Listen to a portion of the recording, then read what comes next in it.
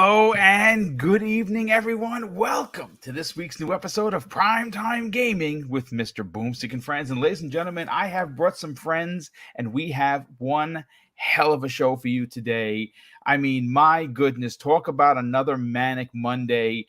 We woke up this morning to find out that Embracer Group has purchased or has started the conversation in acquiring both Crystal Dynamics and Eidos Montreal, along with two other studios. And get this, folks, 50 IP. Now, it is going to be one heck of a question as to what did Microsoft whiff on this one? We talked about it on the special edition of the Xbox Factor podcast, and we have some opinions that this might actually be a long game that Microsoft is playing. And of course, that comes to us way of Mr. K. Asante, who's back on camera. He's back with his computer. He's back on the microphone and ready to rock and roll. We also have a guest joining us this evening, Mike Mullis. What's going on, brother, from the Next Level podcast, brother? How have you been? Why don't you tell everyone about your podcast? What could they expect when they tune in after subscribing, hearing you on today's podcast? Oh, well, Brother BoomStick, thank you so much for the invite. It is an absolute pleasure, honor to be here. You guys here do such a great job. I lurk in the background while I'm eating dinner, try to get all the goodness in. And of course, my brothers Crispy Bomb and Mag. It's great to once again be sharing some airwaves with you guys. Yes, it is. Dutch and Asante. Now, you guys I haven't been on with before, but Dutch, I know you. Asante, I've met you before, so it's great to be here with you guys. I'm looking forward to a great night. The original Next Level Gaming, it's a channel that we cover pretty much everything, modern, retro, Xbox, PlayStation, Switch. We go back as far as the old days, old computer days. We even cover stuff trying to come out, in television, Atari. We get it. You're an OG Sega, like myself. Actually, I met you on the Iron Lord. Speaking of OGs, yes, indeed. I am a Sega guy through and through. Always will be. We have a good time. We do some streaming. We do some fun. If you come check us out, we have an awesome chat room filled with great gamers. We have a lot of, we just have a lot of great fun and just try to keep positive and give people a place where they can come and hang out and not feel like they have to fight with people and deal with chat rooms full of weirdness. And that's what we do. And we're on Thursday nights at 9, and then we just do streaming throughout the week when we can. Yeah, well, listen, all of Mike's information is going to be in the show notes once this live video goes on video on demand. And if you trust me, and I believe that you do, you should definitely head over there and subscribe to their podcast and listen to a bunch of guys talk about really interesting things, and they do it in the most professional way. So, Mike, thanks so much for being here. Before we get into, of course, the topics, which of course, oh wait, hold on a sec. I think Everborn Saga is here. Yeah. There he is. He heard Mike say Sega, and then he just came in. Yeah, I figured that was going to be the case, and I was going to ask Mike who is better, Mario or Sonic. Signal, but it's Sonic sign. I mean, it's a question that everyone is asking. I've been playing the heck out of Sonic All-Stars Racing Transformed. My God, what I can't stop. Isn't it fun? Playing it. It's an old game, folks. I play old games. That's the thing. It came with Games with Gold actually a couple of years ago. Oh, and every once in a while I play it with my kid. I play it with my son and my daughter. They love that game. It's great fun. My nephew Tyler played it the whole weekend. He stayed over. We just went back and forth switching the controllers. Yeah. It's a lot of fun. But listen, let's get into the rest of the introductions, folks, and then we can turn around and really break down these topics. We already got 100 people here. I'm expecting a big turnout because, quite frankly, this is some big news. Mondays are usually reserved for Microsoft, but we, again, they kind of unfortunately have to sit on their hands So the first half of the show, we're going to be talking about Embracer Group and what exactly it means for gaming.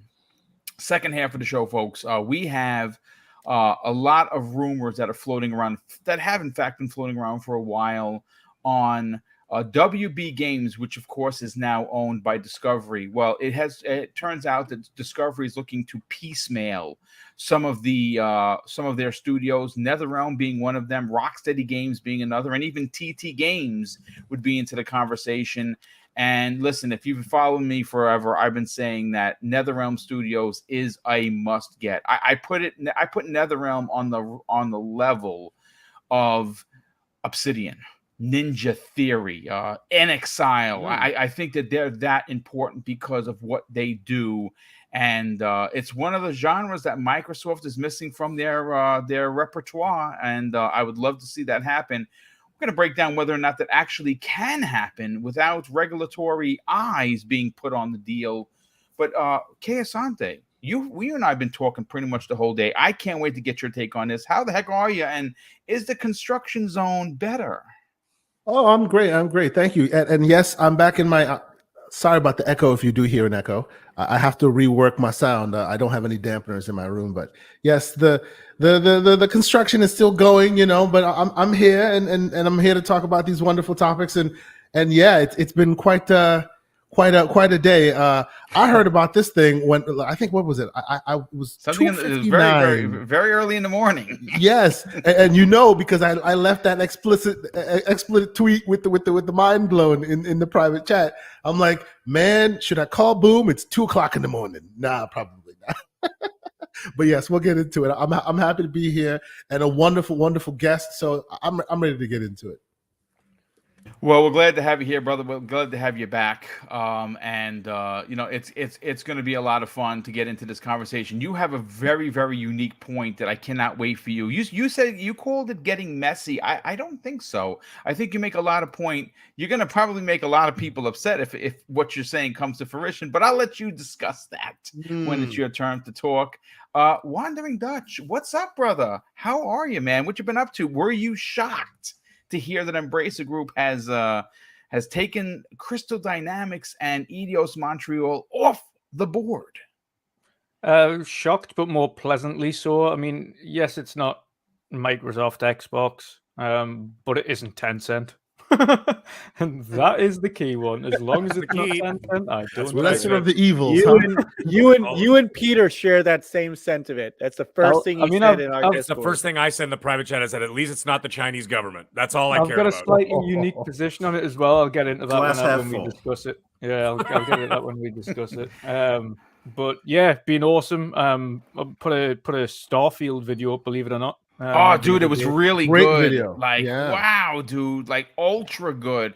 How do you know so much? I don't know, but you know your stuff. Yeah, did a lot of research, and it's obviously a lot of people have said that they enjoyed that particular format. So I'm going to do a few more deep dives, do a lot of research into things like Avowed, etc., and get some videos up about those as well. So people can learn more about the game. The problem I think you've got with a lot of these upcoming games is that the information's so spread apart. So even though people want to know about the games, there's so many different sources that say so many different things in little bite-sized chunks everywhere that you don't have it in one place. That's easy to just quickly digest. What is this game about? What we going to expect? So I think creating videos like that's going to help a lot of people understand. Yeah, what I'm going to do is once as the show is rolling and someone else is speaking, I'm going to kind of just exit stage left. I'm still going to be here, but I want to add that video to the link when people check out the video on demand. If they don't know what we're talking about, Dutch did an incredible, I mean outstanding Starfield video. It's a must watch. I'm going to add it to the show notes, so you could definitely go check that out. But Dutch, great to have you back. Crispy Bomb, today is your official first podcast as a full-time member. Welcome, brother. How are you, man? How you been? Oh, I'm great. And Embracer Group.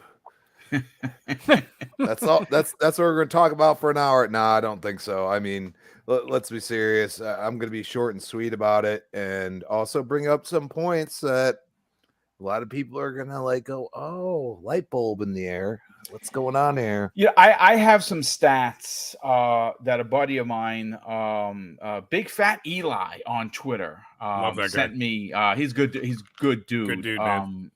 He dropped an informational packet as to what Embracer Group becomes after this deal. It's quite stunning. We're going to break that down momentarily.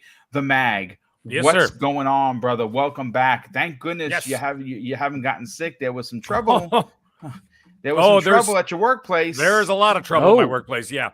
We're at 70% infected right now at work. Good grief. Yeah. Yeah, and you know when you're running a retirement home corporation, it's a lot of people and it's not pleasant. So we got the Ministry of Health in there now sending volunteers because our staff just stopped coming to work.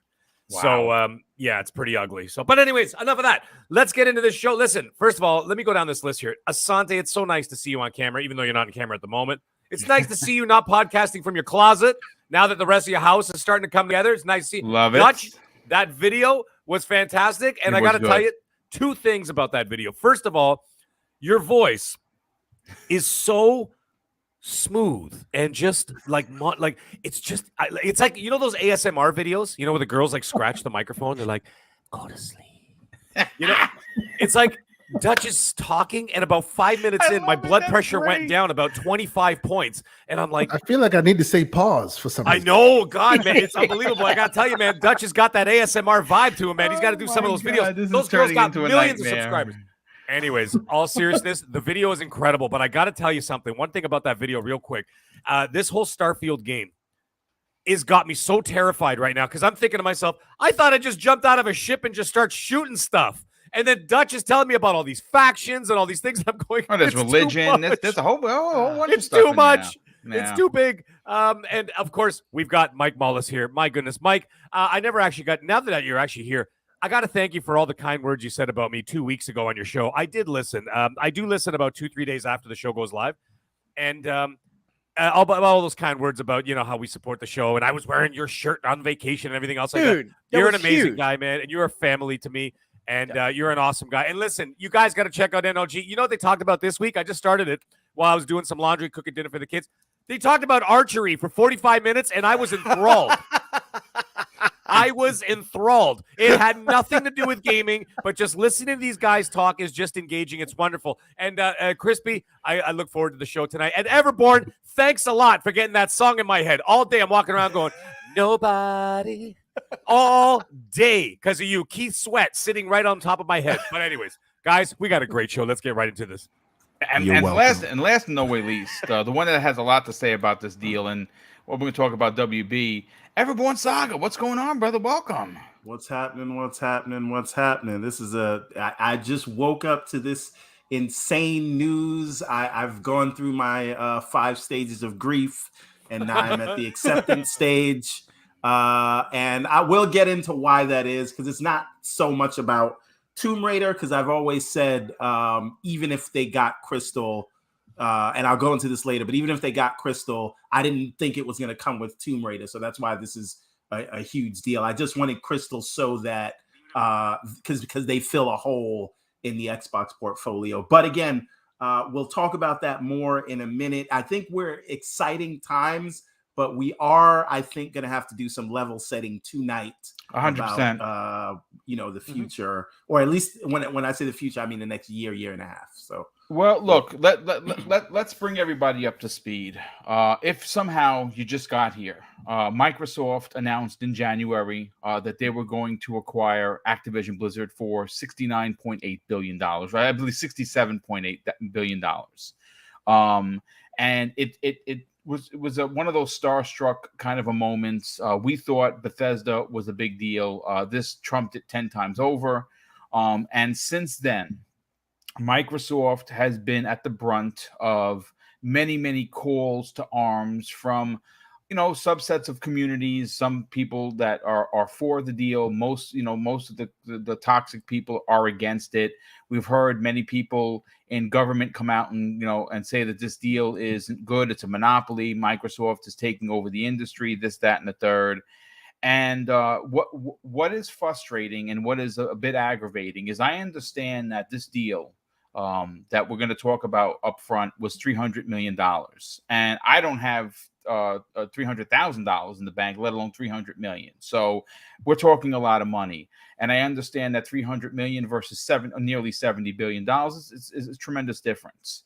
But I do have some stats here, folks, that I kind of want to just put out there to just so you can understand the size of Embracer Group, just in case you've never heard of them. They're from Sweden. They're an investment group from Sweden. After this deal closes, and it is expected to close, they are going to have, folks, 14,000 employees. 10,000 of those employees are game developers. Now, this is where it starts getting into the mud. They are currently going to have 124 internal development studios. You heard me right. 124 development studios. In this deal, it is going to push this Embracer Group over 900 plus owned IPs and franchises. And let me just say that again, 900 plus IPs and franchises. And in the upcoming content pipeline for them that goes through 2023, they are expected to drop 230 plus games, and 30 of those 230 games are AAA titles. That is your Can I add one more stat to that? Just Please. one more. Yes. That is very interesting for your discussion, and I'll give the mic back. Also, as of May 2022, they are valued market cap wise at $7.8 billion, making them the 1,725th most wealthiest company in the world. Yeah. They are worth It sounds so funny when you say it like that. Which is does. interesting You lost me because with that that's number. actually less than what they paid for Bethesda, which is what we're going to get into moment. I just wanted to put that stat out there. Continue, sir. Yes, well, we're gonna actually go to you I first. know where but- you're going with this case out Yeah. there, and I I like like what what I'm he's ready for putting you. down. We're going to have to start looking at somebody's shelves behind them. Yeah, that's you know. Speaking of yeah, well, I mean, again, if he has an Embracer Group logo on his shelf, the deal's done. I'm gonna tell you that right now. Phil Spencer, who? I'm just saying. Look, this deal shocked a lot of people, and it shocked me. And I'm going to say something. I mean, listen, I've been beating the drum. I can't basically blame Microsoft for not making the move.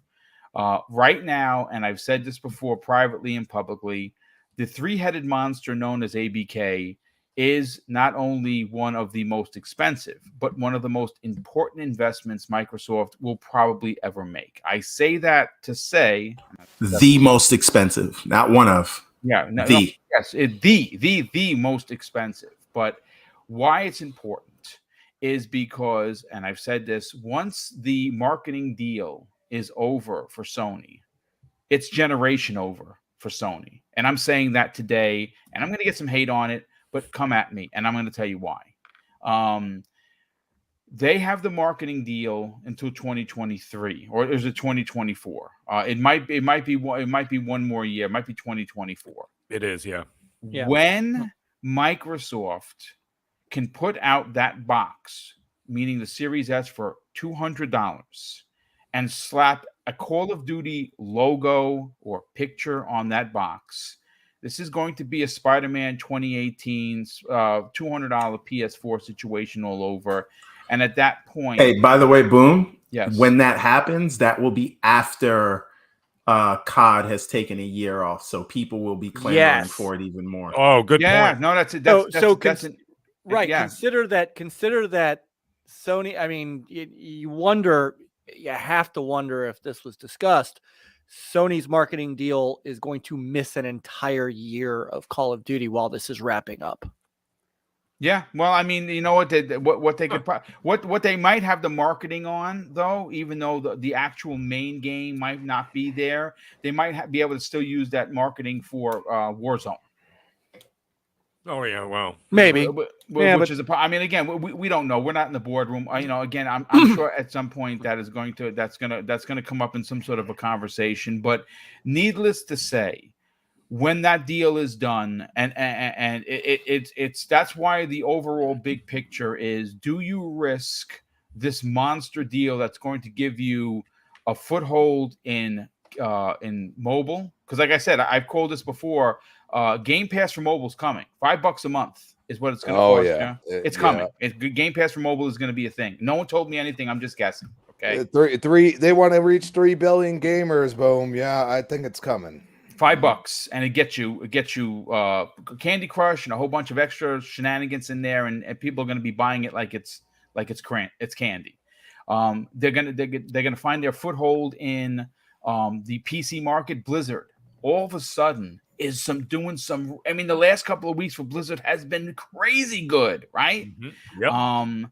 And of course, like I said, all the IPs for Toys for Bob is going to make a Banjo-Kazooie game, and we're going to get a whole bunch of the Raven's going to probably make an original first-person game. Singularity 2 potentially, who knows?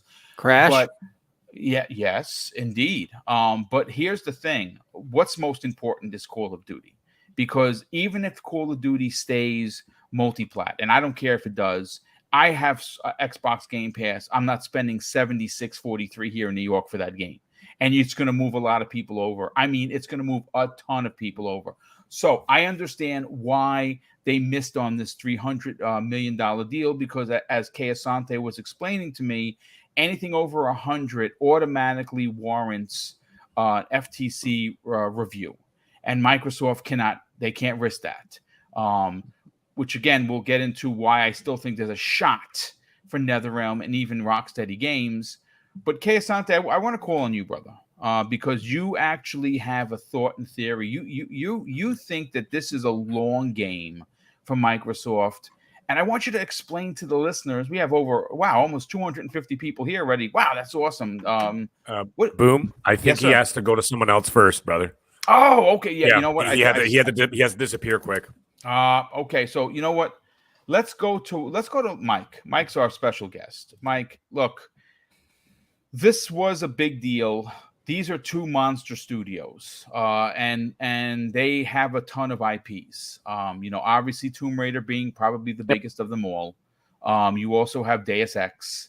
You have Legacy of Kain, which is another big one. Thief. If you're an old school cat like me who understands what Thief is, Thief's I mean, the last one wasn't great, but it was still a new Thief, and we had one in years. Are you disappointed, or is there some solace in Embracer Group, which seems to be very Microsoft-esque, if you will, when it comes to allowing their developers to kind of do their thing? So Embracer doesn't necessarily bother me for a couple of reasons. Number one, this doesn't take these games off the board for anybody, right? So there's no, Tomb Raider going with Crystal Dynamics actually makes me feel good, because I would really not like to see what Tomb Raider looks like under another Square Enix development studio that doesn't. Mike, I'm gonna piss on your parade in a little bit, but I'll let you finish your point, because there may be they released some information today that had my eyebrow raised, which I think Kay Asante is going to bring up. But go ahead. Well, hang on, because I can pivot. What are you hearing? Okay, so Embracer Group talked about making a return on investment within 2 years, and that's just by the back catalog. Yes. Now, but they said that could be expedited if they enter into closer partnerships with one or more publishers. Now, what that reads to me, if you get past the investor and corporate speak, is they could enter into Game Pass deals, or they could enter into exclusivity deals, meaning highest bidder will work with you for a price, and we can get the return on the investment. So it is not necessarily, because we know what kind of deals Sony likes to do, and we know what kind of deals Xbox likes to do. Now the question is, who gets to them first, offers them more money. And well, if I may interject, like it was brought to my attention. It's just something to think about. Yeah, no, it is. But Kay Asante brought up a fantastic point. They have an incredible, and I mean absolutely incredible working relationship with Microsoft. A lot of their games were in Game Pass day and date. A lot of those games are still in Game Pass right now. Yeah. So Yeah. just, I mean, food for thought. But Mike, please continue. Well, no, I mean that is a good point. You know, the highest bidder to the winner to that gets the spoils. I don't know that Embracer has to do that anymore. And the reason I say that is because now they're not only they're that big, but don't forget that part of Embracer Group are publishers. So they own Deep Silver. They own THQ Nordic. So all of these games could be published under THQ Nordic very easily, and you don't and can be multi-plat. Will a Tomb Raider do that ever again? I don't think so, because I think they know what leaves the table if they don't. The only thing I could see them doing are making Game Pass deals, to bring it out on multi-plat, but it'll go to Game Pass. Microsoft will shell out. Microsoft will definitely shell out to put the next Tomb Raider on Game Pass. I think there's no doubt about that. Yeah. I hope you are right. Well, remember they were the trilogy was in Game Pass, and remember that to everybody's attack of them, Rise of the Tomb Raider was a timed exclusive. So it's not out of the realm of possibility that they could continue to work Game Pass deals for that. And they're working with them right now with Perfect Dark. Exactly, which right? is They're another literally in their thing. own backyard working with them. Yes, and that's something that I'm glad the initiative was quick to clarify that, hey, this doesn't affect. Yeah, Mike, anything would you we're mind working if I on. just read their press release Go to for it. add to your point? And Yep, again, yep. folks, this comes the way of the initiative, their official Twitter account. The moment that this was announced, they made a post. And this is what the initiative had to say. We're excited to see Crystal Dynamics take these next steps with their studio. Our teams have made great progress in building Perfect Dark together as a co-development partners, and we will continue this work with them in their next chapter. So just to give everyone a heads up, nothing has changed in regards to Crystal Dynamics finishing up Perfect Dark. AKA no Crackdown 3 situation here. Move along. Right. Yeah, Right. move along now. But continue, Mike. Well, and they need it too, because I mean, I think we all know and we can be honest about it. We all know the issues going on with the initiative right now. So it's good that Crystal Dynamics is staying put and helping them, because there's, I'm not going to lie, the last, I'd say six-ish months, I've had a little bit of doubt creep in about where we are with Perfect Dark. So this is good. This is good news to hear.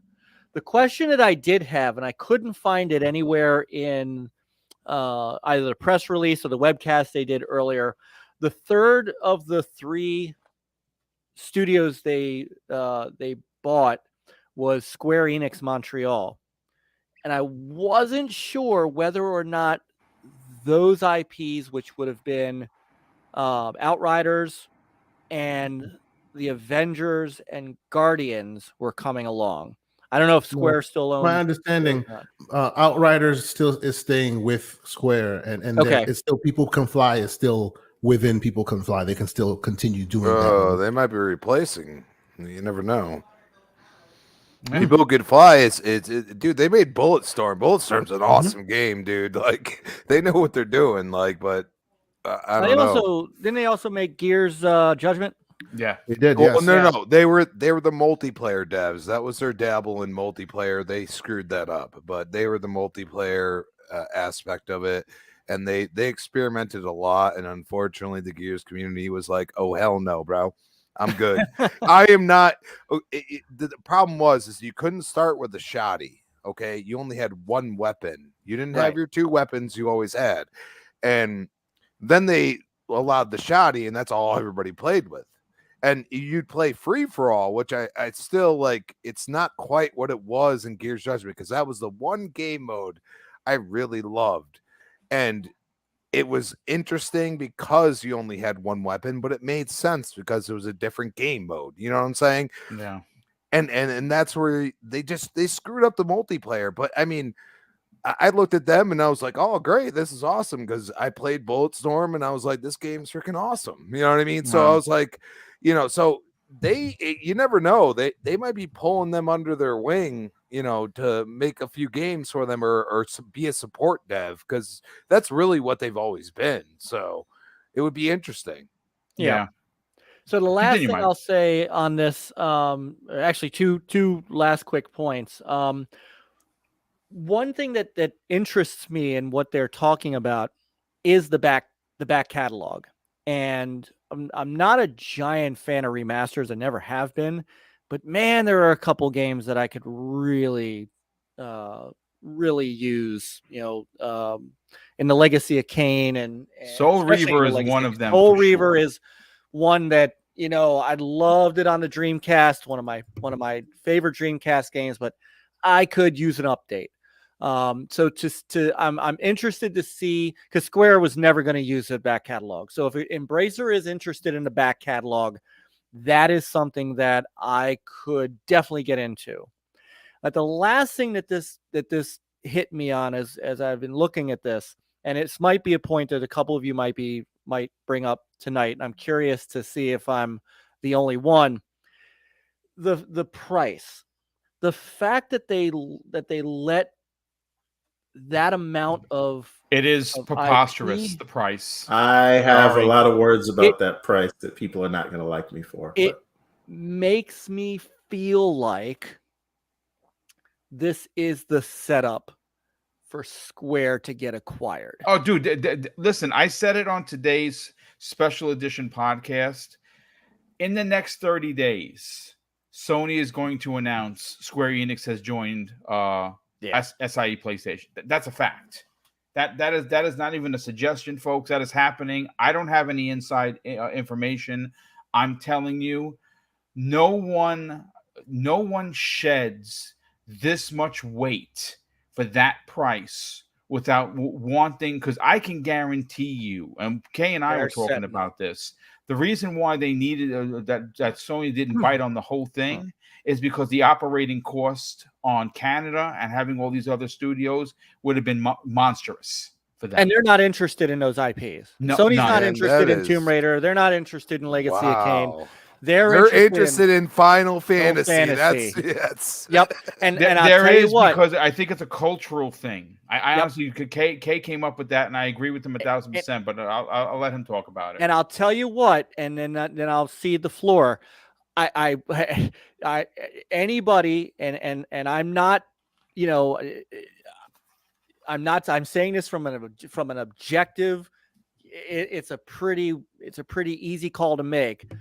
Everybody who cries and cries and cries that Bethesda's games are going to be Xbox exclusive, and you're damn right that Call of Duty better be multi-platform. You better believe the minute Square Enix is owned by everything Sony, is exclusive. you will never see an Xbox Square Enix game ever again. 1,000%. I yield the floor, gentlemen.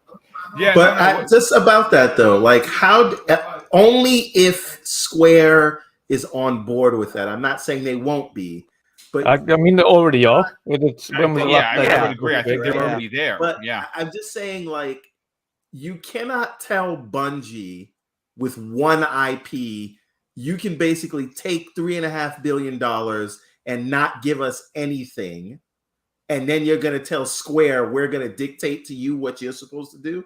I think Square will go with it, but I think Square will go with it because they're basically a second party studio now. Let's be honest. Without the Western developers, they may as well be a Sony owned property. So this is not going to be a big stretch. I absolutely agree. I want to turn the floor to Kay Asante because Kay Asante. You know what? I have something for that too, but go ahead. Yeah, okay. Well, let him have the floor because he actually has a tremendous point. And you mentioned something today about a long game. Yeah. See, so all right. I was gonna get messy on this show, but architect by day, podcaster by night, and I have a project I'm doing, and they keep bugging me. So I may keep my messiness to a time limited. Well, you do have the time Gaming limited Circle situation. podcast this Saturday, which at we 10 will a.m. get completely disgusting on. By the way, we will get completely nuts. We will. love it. Myself and Everborn, I'm sure of it. Tune in for that. But let's really quick. My first victory lap that I will do is because I've been beating this Embracer Group drum for months on this Yeah, he show. has, folks. I was getting clowned for it. And I was telling y'all that these guys are out here, and all I kept hearing from certain people in this panel group, Mr. Everborn Saga, that we were only talking about some Game Pass fodder, and what are they doing with their? They don't do anything anybody cares about. Embracer Group is where your favorite IPs go to die. Goes to die. Yes, that was what they're you like said. the Yes. New York Knicks. Exactly. Your favorite players go there for a retirement plan. But please continue. But yes. Oh, please keep digging yourself in. Go ahead, sir, because they are here. They are here, right? I knew that they would make a big play because, unlike most, they see this competition and they flourish. They've been out here silently gobbling up things left and right. They literally own Dark Horse Comics. They own Dark Horse Comics. Imagine had this deal gone through without the Tomb Raider IP. They still have Dark Horse Comics. Pick your IP. Go to town. Enjoy yourself. Right. So they have been quiet. Now the level of quality, the level of notoriety of their IPs and all that. Yes, that all remains to be seen. They're picking up scraps of dead studios here and there. They've done it for a while now. Right. But with this specific push, you can see that they're trying to get into the mainstream with that. Right. Now, we called this on this show as well back in the day some months back when Square was basically throwing their own devs under the bus, right? I recall Everborn calling them scumbags and all these things. We call them a bunch of things, but one thing you can't call them is foolish with their money, right? Square is not foolish with its money. It knew way back then that it was trying to offload this. That's what they were doing. I said this then. They are just priming the pump to the money men, saying, "Hey, see these devs? We don't like them. We want to get rid of them, and we're warning you now, so that when we do, you won't go, hey, didn't they just create the Avengers? Aren't they great? We will let them know that they haven't met our monetary expectations at any given possible moment publicly, so you know they suck. Right so under the bus. Cut them. You don't get fazed by it, and that's what they were doing. They've been doing it for months, right? We said this on this show. Yeah. Right. So I think we should all take a victory lap because all of us on this show were instrumental in nailing this all the way to 95% until that darn ABK deal came and just swerved everything to the left. Hey, I want to point something out that my brother brought up to me today, which was we can thank today's events.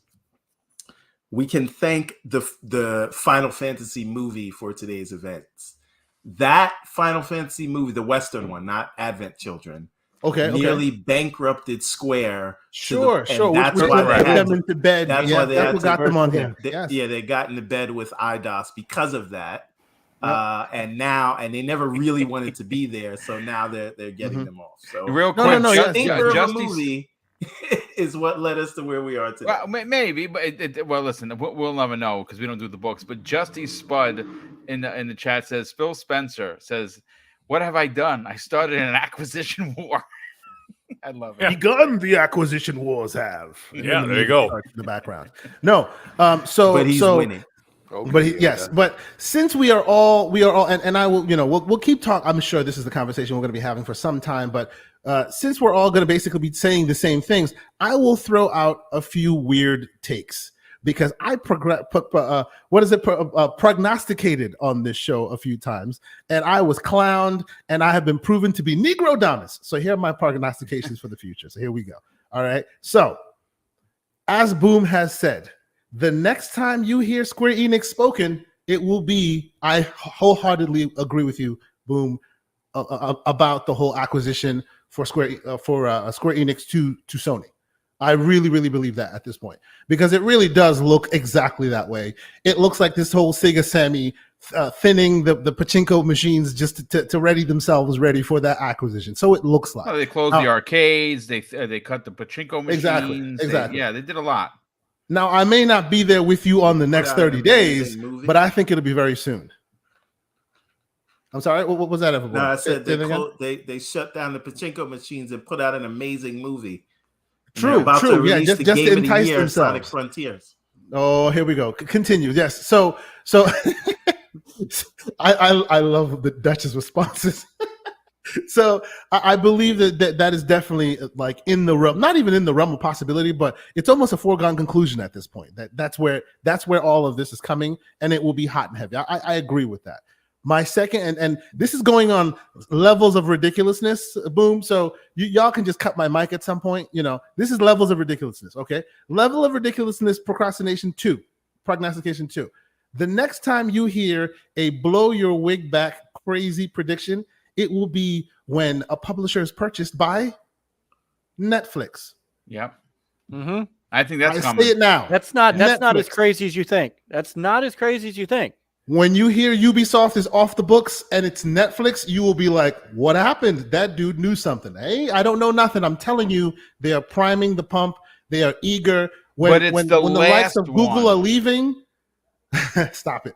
When the likes of Google are leaving, and these guys are still in it and they have a twinkle in their eye. Most people don't know, if you're an Android user, you have 20 some odd ridiculous, goofy games you can play while still being a part of Netflix on your phone. So there you go. That's my second one. Now, here's my absolutely ridiculous, insane, it's never going to happen, but I'm putting it out there anyway, because this is what happens. And when this happens, I will be as messy as that universe where Microsoft buys Sega and Everborn walks around with that cape and starts, Negro dancing everywhere. That'll be as messy as I will be when this happens. So, as I said, right now, as of May 2022, they are worth round figure $7 billion, right? And they do a lot with their $7 billion, right? So I say right now, as everyone has put forth, get ready for the eye roll. That's right. We get ready for all the multiple rollings of eyes. I'm gonna say Microsoft has No. Let me get there, my friend. I'm priming the pump. Give me a moment. I need a moment. Okay, here we go. So right now, right? Everybody knows with this move, and everybody can agree that had Microsoft been capable of buying Crystal Dynamics, they probably would have. It's in their best interest to keep them close, And yes, it's good that they have deals in place and all of that, but still, it's assumed that had the Activision Blizzard King deal not been in the way, this probably would have been something easy for them, right? So clearly that has not been done, right? But needless to say, I'm not saying this is 4D chess or anything like that. But between now and the time the ABK deal clears, and give it a year after that for integration and all of that, even a year after that, where they go through a cycle of an E3 like event with the Activision Blizzard King deal solidified. You're saying 2025. Exactly. Okay. By then, how will PlayStation Plus Premium look? How will Luna look? Because they're out there, and they're eager. How will Netflix look? Hold on a second. Repeat that for me. What? I want to get this all word for word here from you. Yeah. By the time Activision Blizzard King deal solidifies, I'm not telling you when that is. Give it a year and a half after that, because that will give you time for them to cycle through their contracts, get another game going, maybe showcase with Microsoft like they did when Bethesda was acquired. Right after all that is said and done, the landscape of the environment at that time will be very different than today. Okay, yeah, fair. Right? So the PlayStation Plus collection, the premium, will have sorted themselves out, because, hey, say what you will, they are a great studio, a great platform full of amazing games, and they'll figure it out. By then, I'm pretty confident they would have, right? Luna's out here. Amazon's not standing still. Netflix is very hungry. Even Google, who's decided that Stadia is not worth it, the tech is so solid, they're selling it to other platforms as a backend. Yeah, so by that said was always the plan. Which is always the plan, exactly. So by 2025, the landscape will look completely different, right? So in that world, where we'll just throw a ridiculous number out there where Embracer Group is like $15 billion now in market cap. You think that is too much for Papa Microsoft to come and scoop up and decide to take them back in-house? Yeah. And that will cause regulatory concern in that new market? In that makes new sense. market where everybody's there already? It makes sense. You're right. But in that day, just saying. Yeah, I mean, listen, it makes a lot of sense. I got to be honest with you, and it could be why Microsoft didn't put up a fight at all. You know what I'm saying? Y'all are playing with your $2 and your nickels. You want to keep playing? Go ahead. Dad's just gonna sit back. Give me some time. When I'm ready to spend, I know where to find you. Yeah. Oh, by the way, just a side note: who trailblazed this new landscape that we're going to be looking at in about 3 years, 4 years? That's right. The people who made who were making fun of them for doing exactly that, and now that's where the landscape is going to be heading. And Asante's 100% right. By 2025, it's going to be an entirely different gaming industry, and it's going to look completely different. If you were to go back in a time machine and look at it, you'd be like, "Oh, there's no way this is going to happen," but it did. Yeah. But once again, as they've been doing for the last 22 years, who's been trailblazing all of this? Microsoft. From the beginning. Indeed. Yep. Using your mind and your eyes from today's world, it's a ridiculous notion. I get it. It's ridiculous. 2025 is a different landscape. And by then, Microsoft acquires, what do you call it, Embracer Group. That's a small, minute headline at that point, I suspect. But it would be, because even if you high-ended it to $15 billion, that's still an incredibly less amount than they did to get ABK. Yeah, right. And there'll be no arguments to be made regulatory-wise, because the competition at that point will be hot and heavy by all. It will be a huge field at play. Let's bring in Dutch in the conversation. Dutch, you saw the news this morning. Were you as disappointed as I was? Because I know I mean, like I said, I listen, I'm going to say something that's probably going to get me a lot of flack.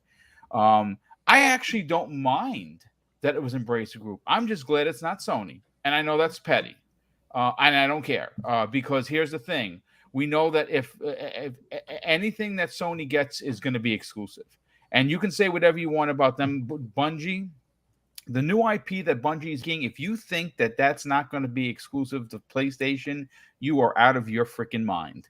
The minute that game is dropped exclusive for PlayStation, that is going to be a fact. But anyway, Dutch, what are your thoughts on this monumental move to Embracer Group's already stout lineup of developers? Yeah, it's like I said earlier, I'm not that fussed that it's Embracer, to be honest, and I wouldn't have been that fussed if it was Sony, as long as it isn't Tencent. I don't trust Tencent and the way that they manage things. Embracer Group, I know how they work because one of the companies that I'm working with is owned by Embracer Group. So I know from the way they take over, I know from their business ethics and the way that they treat the companies that they acquire. They essentially acquire in order to fund, preserve, and grow. To ensure that those companies can actually achieve what they need to do, or those companies that might not have had the funding in the first place to get to where they need to be. On my sense, for instance, obviously the company that I work with is a Viking company.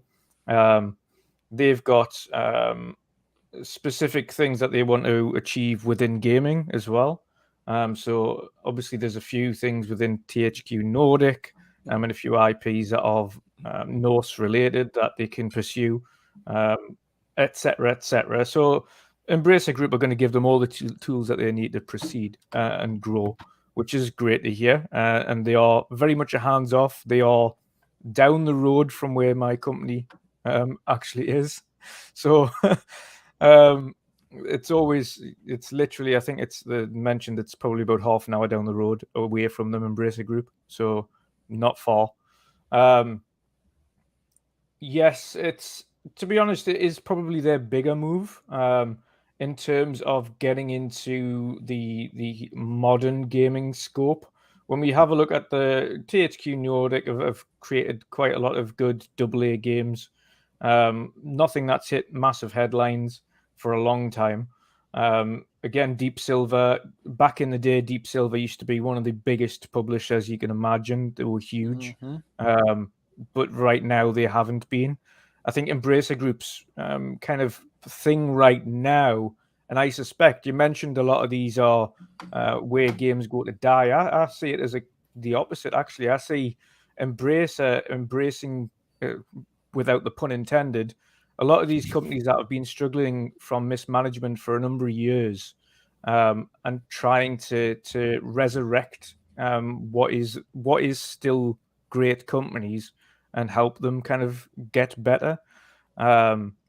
It's European leaders. They are Swedish owned, and I think the ethics are in the right place for that particular company, which can't be said for a lot of big corporations. But of course, at the end of the day, it's still a business transaction. So they mentioned they want to turn a profit on whatever they pursue within a number of years, 2 to 3 years. And of course, the only way they're going to do that is by ensuring that those companies are doing what they need to do and providing them the tools that they need to do it. So it's a win-win situation. If you help these companies to get better, to grow, and provide them all the tools that they need to be successful, then as a byproduct, you're going to get a lot of money from it. It's just natural in business. I think everybody is correct as well, and I've said this pretty much since all day. So, and even before that, to be honest, I said I wouldn't be surprised if Square Enix was purchased by Sony. Now, even less surprised if they're purchased by Sony. We've mentioned on numerous shows now that Square Enix have been trying to throw their Western development companies under the bus, get rid of them, get shot of them. And I think this was kind of always on the forefront. We expected this to happen. We just didn't know who. We kind of hoped Microsoft might snatch them up, but I think we all thought they probably aren't going to try and put too much more eyes on them whilst the ABK deal's still going through. So it was always going to be a long shot if they were going to get involved. And I don't foresee them really doing anything now, unless it's a tiny studio buying something like that. However, I do also foresee Sony taking up the rest of Square.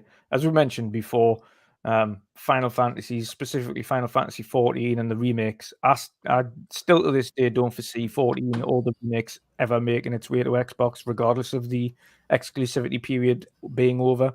They keep pushing it back, they keep making excuses, they go silent on it. I just don't see it happening now. And to be honest, I've made peace with it. If you want to play a Square Enix game going forward, just have a PlayStation. Yeah. It's as simple as that. If you want to play a Square Enix game going forward, it's specifically Final Fantasy, buy PlayStation. If you don't, then of course you probably have other JRPGs to play. There's a lot of awesome ones coming up, a lot of different ones. But Square Enix, I think Final Fantasy is going to be the home of Sony again, like it was after the Nintendo PlayStation kind of changeover back on the PS1 days. But yeah, overall, I think it's a positive thing for the industry. I think it remains all of these games are going to be multi-plat. You're going to have Tomb Raiders. I think Tomb Raider is going to be awesome. Of course, it's been developed in Unreal Engine 5. Crystal Dynamics have always done awesome work on the previous trilogy in terms of the graphical quality, the story and the worlds that they build in Tomb Raiders. So I don't foresee that being an issue. I think it's a positive move for the industry, really. It keeps it out the way of, like I say, Tencent, which is one of the ones we need to watch out for. Again, it just means that these Western developers are going to get treated properly for the first time in probably the last 5 to 10 years. Yeah, for sure. Absolutely. Yep. If you have a look as well, and I think Sony, if they did purchase the rest of Square Enix, will have their work cut out for them. I don't know if many people had seen the post by the original director for Balan Wonderland. Oh, I saw that post. Yeah, they got rid of him midway through the game. Yep. Yuji Naka, how do you do that? And despite his protests, he's saying 6 months out, the game isn't ready. It's not finished. They went ahead and published it anyway. So he knew it wasn't ready. He knew the game wasn't finished. They released it, and it went down. It went down the one of the pan, worst as games he of last expected. year. Yep. As he expected. They treated him like crap. He took them to court. He won, and rightfully so. For the way he was treated. But I think, and if you have a look through the development processes for any Square Enix game, any Final Fantasy, they are an absolute mess from top to bottom. Yep. You want to know why the games are delayed? You have a look at the management problems that they've got there. They consistently change directors, game directors, the head roles, the game designers, the story directors throughout the full process of those games from top to bottom. They seem like a perfect fit for Sony, is what you're saying. Yeah, they would have. Yeah. But it's not just that. It's Sony would, like, if Sony were going to purchase them, they would have their work cut out for them. It isn't just a case of they would just take over a studio. Like, none of these Final Fantasy properties have actually been taken care of properly for probably since the PS3 days. Final Fantasy VII, I still don't think, like the remake, I still don't think as great as that segmented section was. I don't think it should have been chopped up into bits. And I think any actual core Final Fantasy fan that has been with the series since its inception would agree that chopping the game up into sequences and charging $70 every time and waiting 5, 6, 7 years between 10 years in some parts. Cases. Yeah, between disgusting. parts. I mean, you still haven't had part 2 of the story. You've only just left Midgard. Like the game is so much bigger than that, and God knows when we're going to see part 2, because 16's still in development. That is for meant to be coming out within the next year or so. Forspoken's there. Final Fantasy VII Part 2 hasn't even got a mention. It's crazy. I just think if Sony do have them, it's not going to be plain sailing. There's going to be a lot of management issues they need to figure out there. And it's not going to be a return of investment immediately either. I think they're going to have to, specifically to get on par with the quality of the internal studios, it's going to take them a while.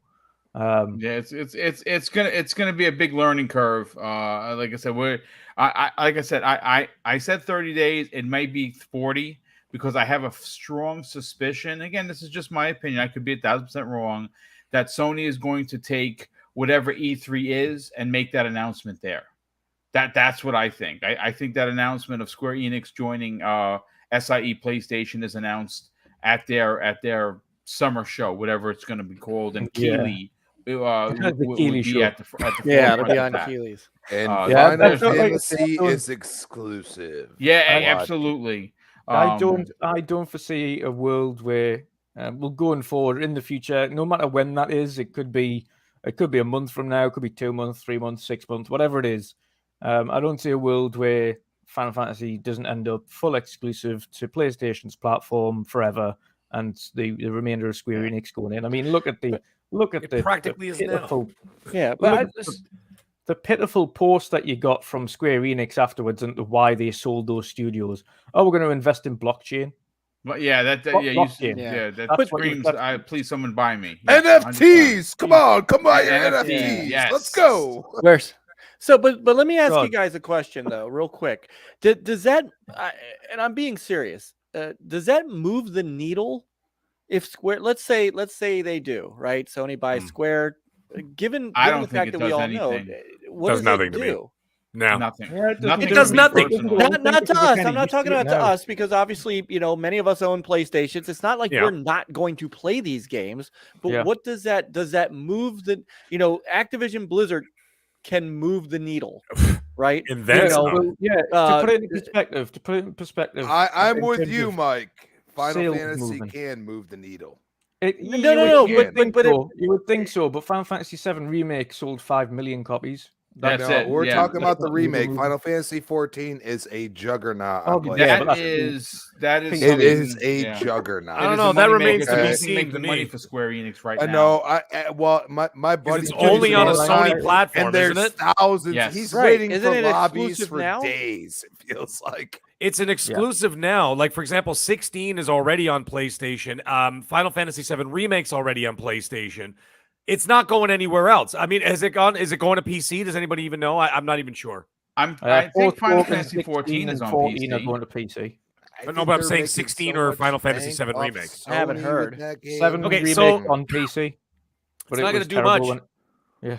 It's not going to do much. I mean, your Nope. player base is shrinking by the day. Let's face it, it's shrinking by the day. I'm not going to doom and gloom PlayStation because they're still Sony. They're still doing what they're doing. Right, they're still the second most. However, their window is getting smaller because Xbox is getting bigger. If you guys have noticed this, everybody's noticing this, right? So therefore, I mean, it'll do well, but it's not going to be doing multi-plat well. So I don't think it's going to move the needle at all. Whereas, like you were saying, Mike, Call of Duty alone can win not only just that can win an entire generation. And yes, indeed.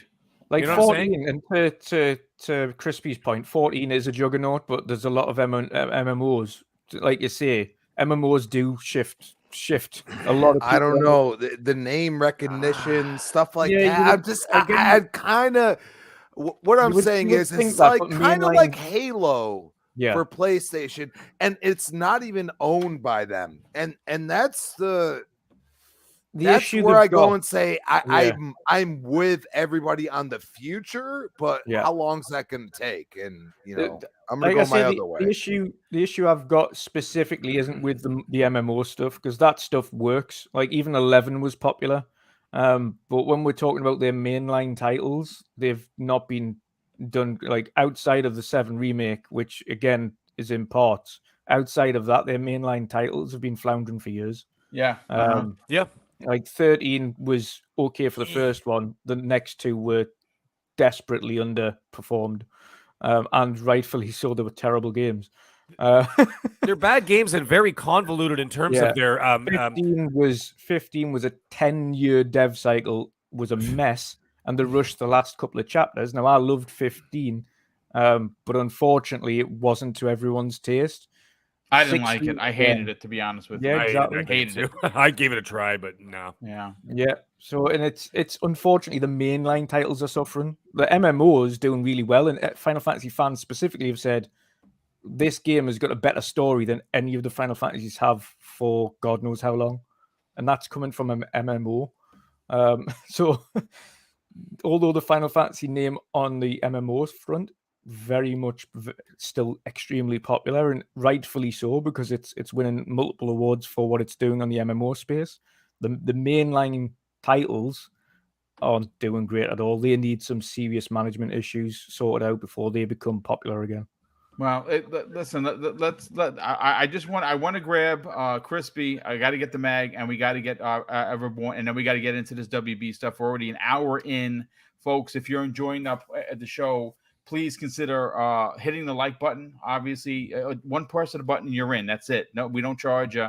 And if you're new to finding the channel for the first time, consider subscribing. I want to thank Skywalker UAV1 for becoming a channel member. Thanks so much, brother. Definitely appreciate that. Crispy, you said you said you want to get in and out with this one. Shocked or not shocked that Embracer Group picked up Crystal D and Eidos Montreal? Not shocked. Let's be honest, and I'm gonna go real quick to the people that are, kind of getting crazy about it. Like, how dare you do this? How does Microsoft not get it? Would you rather? Anybody ever play that game in their life? Would you rather? Yep. Would you rather have Eidos, have Crystal D, or would you rather have the entire gaming division of WB? Yeah, well, would you rather that? Would you rather? I'm just saying. No. Discovery and AT&T basically merged. Okay, so one company is going to have executives that are more important than the other. If they go TV and movie, okay, and they continue to go that way, which, let's be honest, Discovery Plus is the more successful platform at this point, correct? Anybody have a problem with that? Okay, so we look at that and you go and say, if Discovery is the lead, because I'm actually in a merger in my company, and I'm starting to see this merger become the other company. Okay, the company that was actually technically in debt at a certain point actually filed for bankruptcy or was damn close. And I'm seeing them doing things that we wouldn't do. You understand what I'm saying? Because I've been working for my company for 15 years. So what I'm saying is there something there that Discovery and AT&T, they're just like, okay, we're doing mobile, like, or we're a mobile platform, and we do that thing, and we provide services for people, and then Discovery's like, well, we do like TV, a lot of TV, you know what I mean? And it's like they're probably all agreeing because they're like, what do we do with this gaming division, which is done well, but also done not so well? You know what I'm saying? And it's like, well, we could sell it for a lot more than it's worth at this point. You know what I mean? So what I'm saying is that would you rather? And for Xbox to be in the Activision deal, that's the whole point.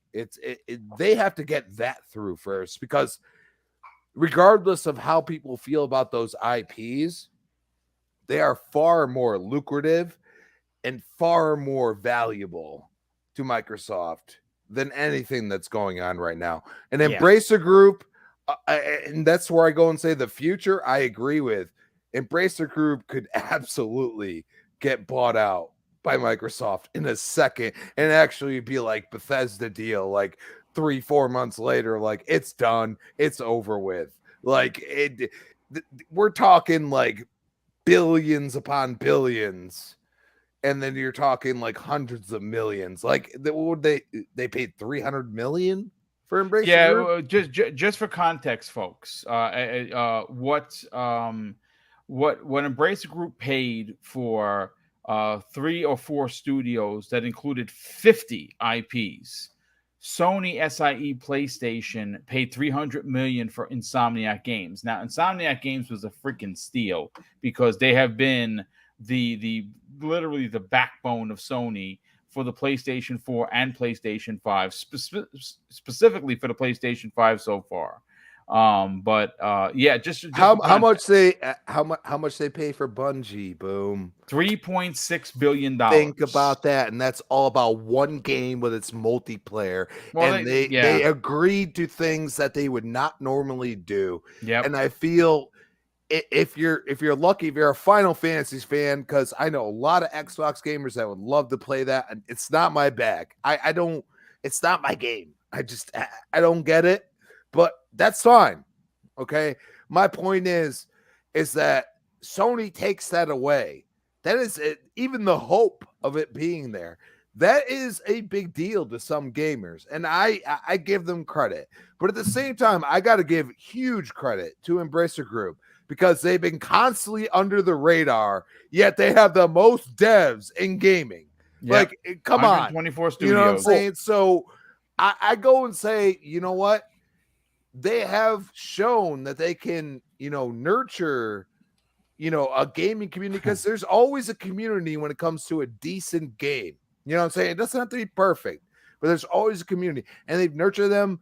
And they said, you know what? This studio needs more time than usual. And that's where I go and say it makes total sense that Microsoft would be like, you know what? We're just going to buy you all. And it's going to cost, about the same as what we did for Bethesda at this point.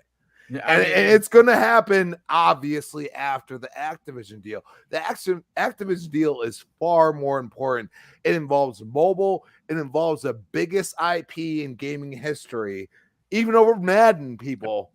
Come on. Think about it. Crispy, I'm going to tell you why Embracer sits under the radar like it does. It's Sony, Microsoft, Nintendo, Epic. These companies, Epic's not a platform holder, but these are well-known platform style holders. When you think of the Embracer Group, and honestly, I'm surprised they're not listed as such. It's almost like they're a venture capital company that just pays for. They want to be traded. They want to be traded. I'll tell you right now, Microsoft's all about that life. You know that. Come on, let's be honest. Like the things that they've created and destroyed at the same time. Like they bought Nokia. Nobody remembers that. Do Oh, they? yes, they do. I had a Nokia. I do. You know what I'm saying? But and then they tried to turn it into basically what the Surface Duo is now. That's what they tried to turn into the Windows Phone. You know what I'm saying? And they use Nokia's technology. Like they are all about buying like companies that are on the right track and they feel like they could help, but also they can also just be like, you're done. But you don't really hear people like, I lost my job and everything. Like all of a sudden they get absorbed into the company. Like Microsoft's very smart about that stuff. You hear few and far between that somebody got laid off. Now you don't normally hear that for Microsoft. They use them in different ways, the way they want. And can you have a problem with that? They want to make money at the end of the day. They have investors, they have shareholders, they have all that. They got to make money. And if they don't make money, they don't have a job. That's the way it rolls. And is there a problem with that? Because I live with that every day myself. Yeah, no, you are 100% right. But what I want to do is I want to just Crispy, I'm going to come back to you because we're going to be getting into WB momentarily. Let's bring the mag and then the Everborn, and then we're going to reverse order it because I don't want to hold mag past 9 o'clock, and it looks like we're going to go into a little bit of overtime. Mag, yes, sir. Listen, let's talk about Embracer Group here.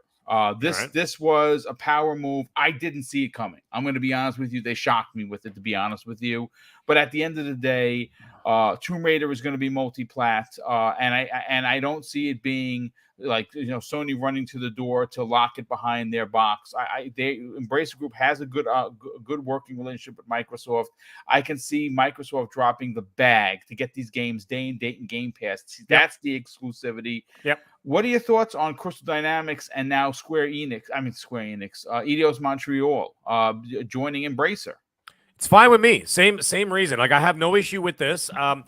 There was that little part of me that just said, because we talked about it on the show multiple times about how, Microsoft, they were just a perfect fit for Microsoft. And then when we heard, I still think that they are, but and then when we heard about how they were going to be working with the initiative there on Perfect Dark, we're like, there it is. Yep. There it is. That's the writing on the wall that these guys are basically part of the crew already. And remember, we even talked about it. We're like, you know what? They're probably part of it. They're just going to announce it at the E3 show or whatever, right? Didn't turn out that way. But guess what? Doesn't matter to me. Doesn't affect me. It's still third party. I still believe what you're saying, Boom. I'll take what you're saying, and I agree with it 100%. I'm going to run with it and just say, you know what? I can see them dropping the bag and saying, listen, okay, you guys acquired that. Listen, this is what we're going to do.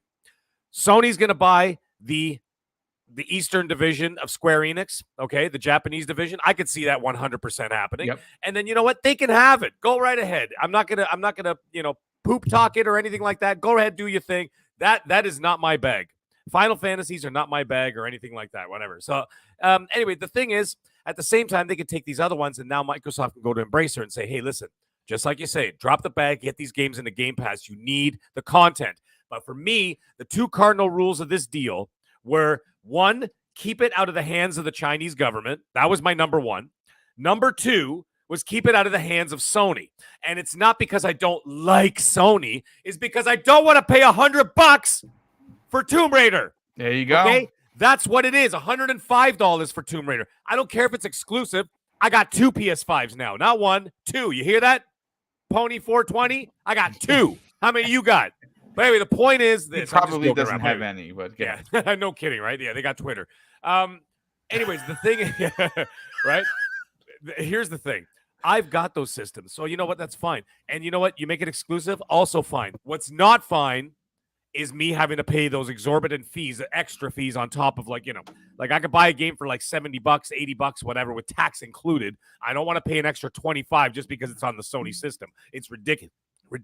So I'm glad it's not there. However, just like what Asante was talking about, in 2025, when the landscape changes, maybe those games all go day and date on the top tier of Sony's their little PS Plus, whatever the hell you want to call it. Anyways, premium. Back to Embracer. Couple things. $300 million. What a steal. I mean, that's you're basically just like That's a fire sale to me. You know what I'm saying? You know what that's like? That's like walking into KB toy stores. It's just about to go out of business. 90% off of everything. Right. And you walk to the back of the video game aisle and it's gone. There's nothing left there. But then you look in the top shelf and there's that sealed NES that everyone forgot. It's dusty and it's sealed. It's worth how much is that? Oh, give me $10 for it. We're going out of business anyway. You sell it for 20 grand. That's what it's like. Yeah, no kidding. Exactly. And you know that and boom, you nailed it, brother. And then let me tell you, you also nailed the fact that like this reminds me of the Insomniac deal. What was that, $200-something million? 300 million, same thing. Yeah. All right, there you go. Satya Nadella could have found that in the change under his couch cushions. I've said that before. He could have bought that company. You know what I'm saying? But the point is, it didn't happen, and that's fine. That's the way that the bones lay that way. That's the way it goes. But anyways, the thing is, when it comes to that Square Enix situation, the East, they're whores. Let's face it, okay? Whoever throws money at them, that's where they're going. But see, the thing is, what I'm seeing with them is that I feel like my personal feeling is I feel that they just don't want the responsibility of having to run the publishing arm anymore. I think they want, like, just like you guys were saying, I don't think it's just about NFTs and all this other bullshit that they're talking about and the blockchain stuff, which, of course, my friend won't tell me about. But anyways, the point is, I think that's all part of it, but I think they just don't want the responsibility anymore. They want to put out the product, put out the IPs, and they want someone else to worry about it. Because, as Dutch was even saying, okay, the management has been a problem for a very long time. Put them into a very stringent situation like Sony doesn't. You know what? You can say whatever you want about Sony. They don't put up with any crap from their developers. I'll tell you that right now. And they don't put up with any crap from any of their teams. Okay? Crunch. Get used to it, sucker. They don't put up with any crap from their fans either. Yeah, well, that's 100% true as well. Yeah, they're a hard-nosed business, but I got to tell you, I'm not happy about that with the fan thing because we're the ones who basically keeping their lights on. Let's face it. But the thing is, they obviously have a much more stringent management design of the way that they run their business. I think that they would be I think they flourish under Sony. That's my personal feeling. The other thing is, I was going to say, is that, you look at all the people who are bitching that Microsoft could have done it. Guys, you got to remember, just as if we've already said, look at the bigger picture, okay? You got the ABK deal is a way bigger deal, okay? This is like kind of like you got a girl and you see the other girl and then you try to go after the other girl and then you lose both girls and then you're just left single. That's what would happen if Microsoft Great analogy. Love it. But isn't it true though? It is. You know what I mean? You got one girl on your arm. You're kind of thinking about getting that side chick, and then you go get after her, and you lose them both because they find out. Let me tell you something. Hold on, Mag. Yeah. Mag. I don't want to put this bad juju in the air, but now that you brought that up, we all believe the ABK deal is going to go through, but anything could happen because politicians are going to politician. No, it's going through. Right? Warren Buffett just went from 1% to 10%. I know. I'm just saying. It's a what done a deal. world it would be if Microsoft missed out on this and WB Games because they were worried about ABK, and then some politician does something stupid.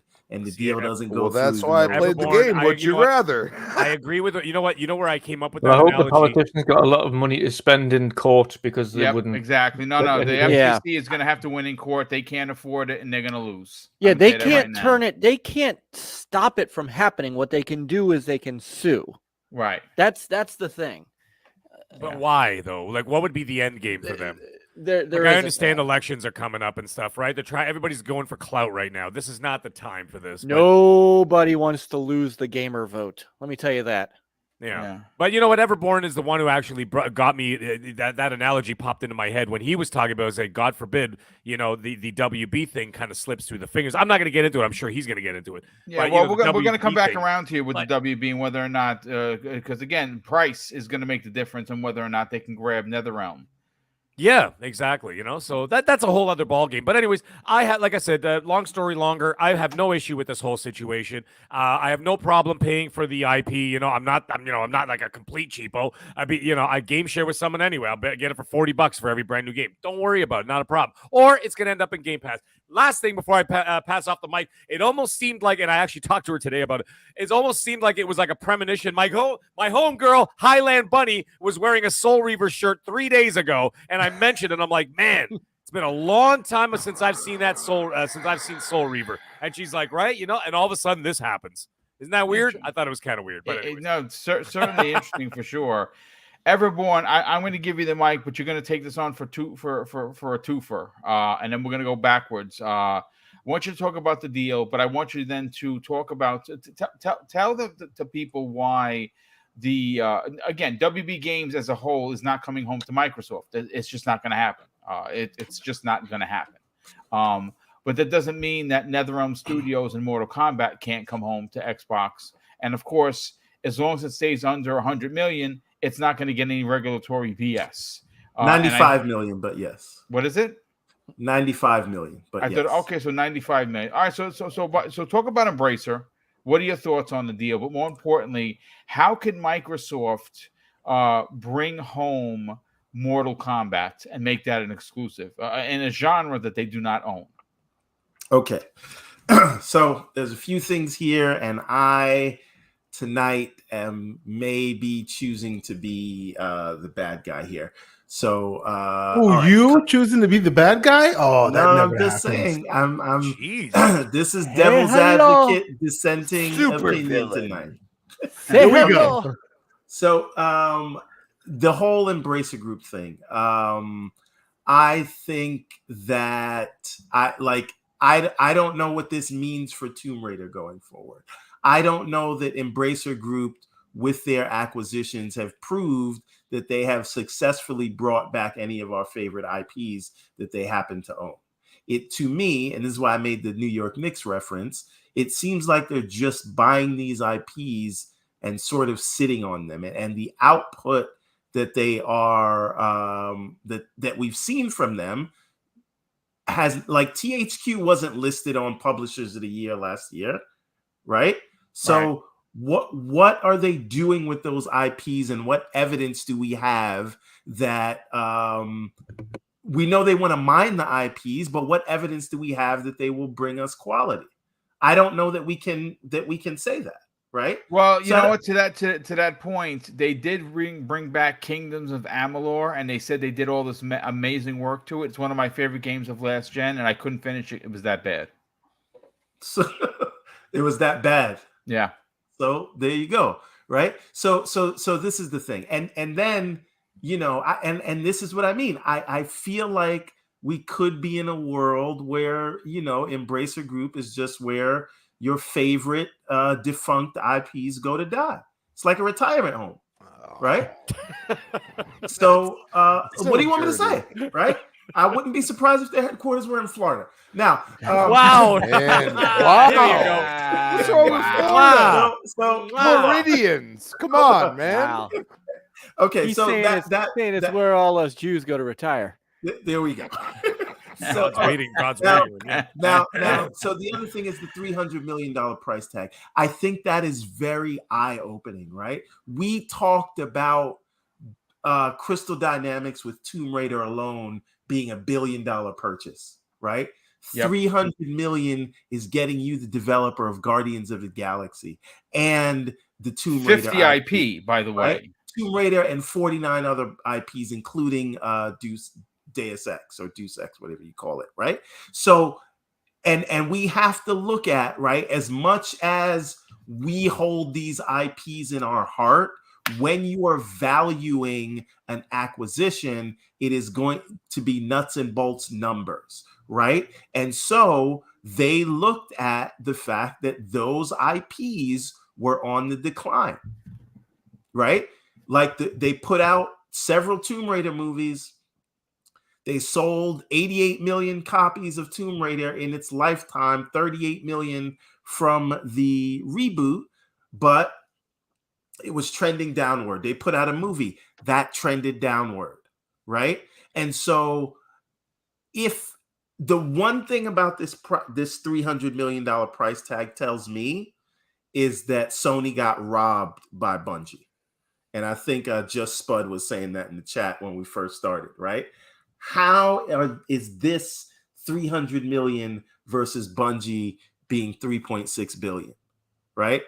Somebody square that circle for me. And I think it all goes by when you look at the fundamentals, when you look at the merchandising sales, when you look at the transmedia sales, when you look at the trend of the game sales and social media mentions.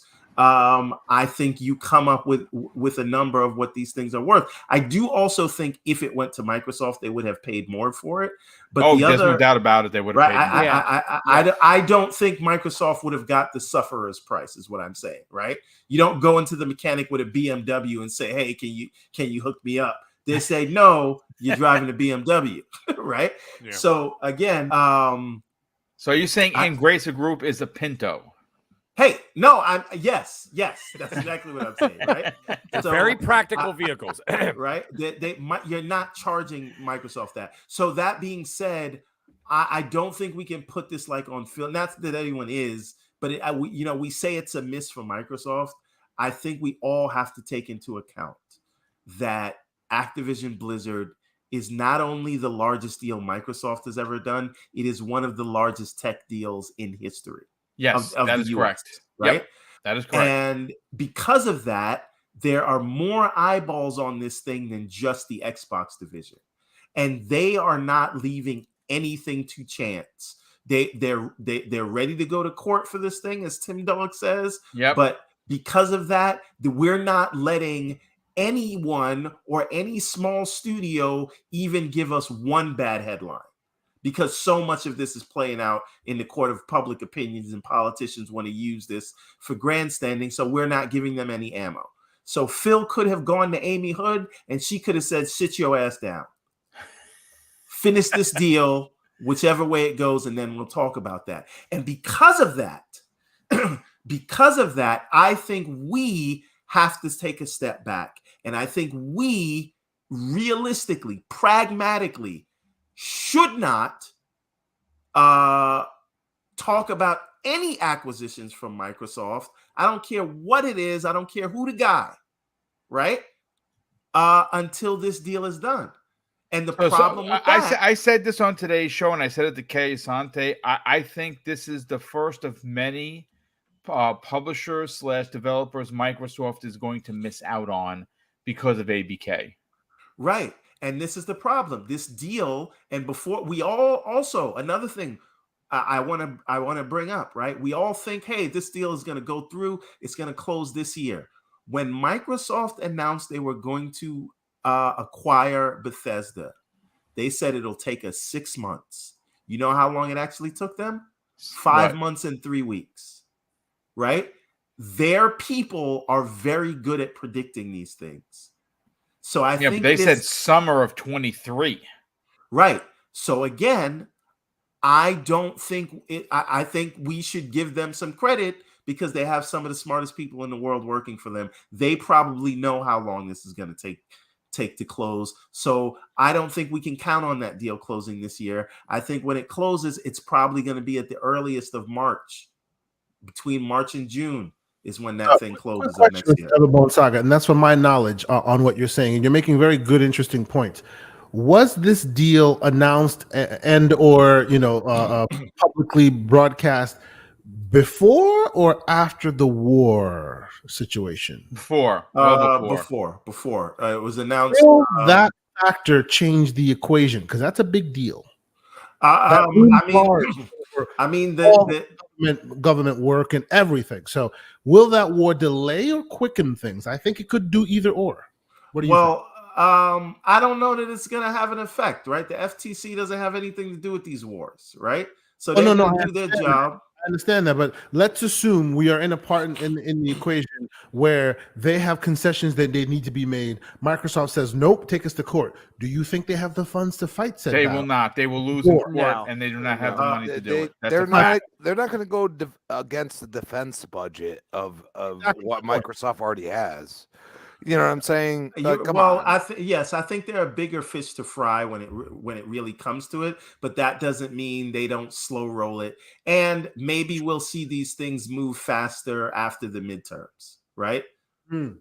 So get Yeah, to but November of this year. There's no point in grandstanding after that, right? But You got what's through your the- election. Well, What's the end game to dragging it out? That's the thing. This is what I never understood about these senators even bringing this up at all. Who are they grandstanding to make this an issue? You hate Well, big. it's not. Right? It's Watch not. me slay big evil tech in public for your amusement. That's what. Yeah, this and is. that's the thing. I It's mean, not. Could it just be for attention? But the politicians don't really matter, right? It is what Yeah. Lena Khan says, and if Lena Khan and the Biden administration say they're against big tech buyouts, then that's then they need to show that they mean what they say, right? At least as a message to other big tech firms, right? So it doesn't matter what tweets whoever puts out, right? Whatever politician puts out, that doesn't matter. They're not reviewing the deal, right? The FTC is reviewing the deal, and don't forget about the EU. And There is just that risk, though, right? There is that risk that if enough of them make enough hay, it kind of causes public opinion to shift a bit, and Khan might have to take a bit more closer look because of. I think Khan is doing her due diligence either way. That's besides the point. No, okay. So I'm just saying that perhaps Microsoft, because they were clear with the Bethesda deal and they were pretty spot on with how long it took, they're probably clear with this. So maybe it doesn't close this year. Maybe what it I closes want to next do is year. I want to circle back around to WB. Yes, and I'm coming right there. I'm coming right there. All right. So all that being said, Warner Brothers, right? Discovery, right? We saw Imran Khan's reporting, right? We know that they are trying to tighten the belt. We see David Zaslav, who's running this new WB Discovery thing. He's saying they don't want to be about quantity. They want to be about quality, which means they want to cancel a bunch of stuff. And a lot of people are probably going to lose their jobs, right? And one thing that kind of squares with that is, again, the Imran Khan reporting that they want to sell their game studios, right? And then license the IP because they need to get lean, because Discovery is 1/3 of the value that they had to borrow. Their market cap before this purchase was about 1/3 of the value of what they bought Warner Brothers for that merger. So they don't really have the money to just figure things out as they go along. They have to move quick. They got to tighten the belt. So they need to sell these studios. And because there is that need, they're going to want to unload some of these studios, make that licensing money, get money coming in to pay the debts that they had to borrow to buy the thing.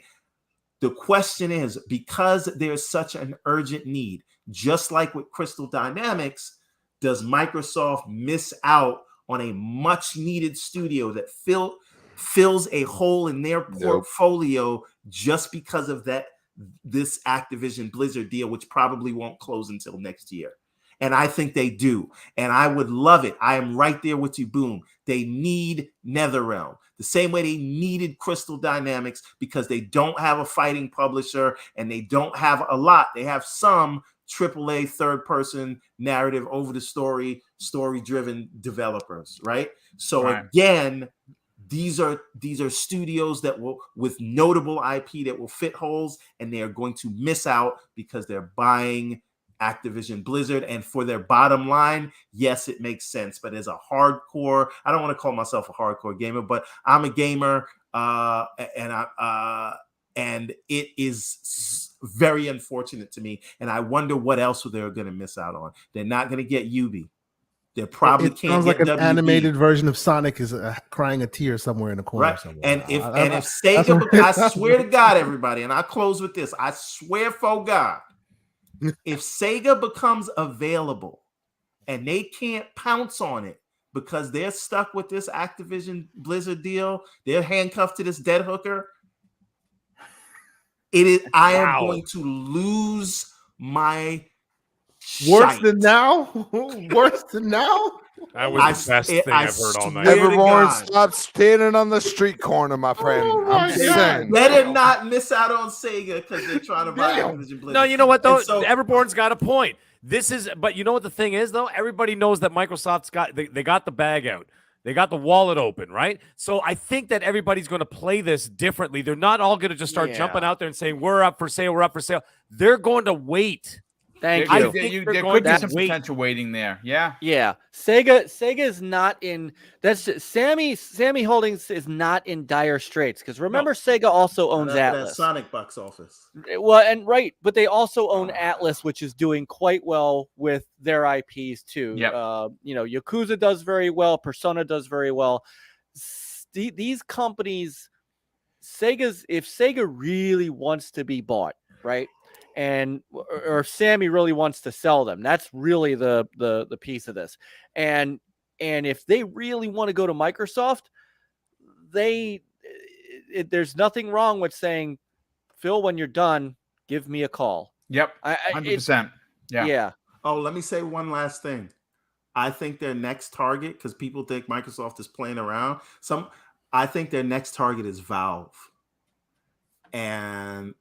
He's getting out of business. Gabe Newell wants to retire, brother. Exactly. And people said, and they'll be ready right around the time when this deal is done. Somebody said to me the other day that Microsoft is like the 95, 96 Bulls.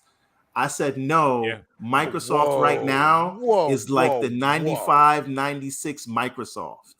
You think they playing around? No, you're right. He's right.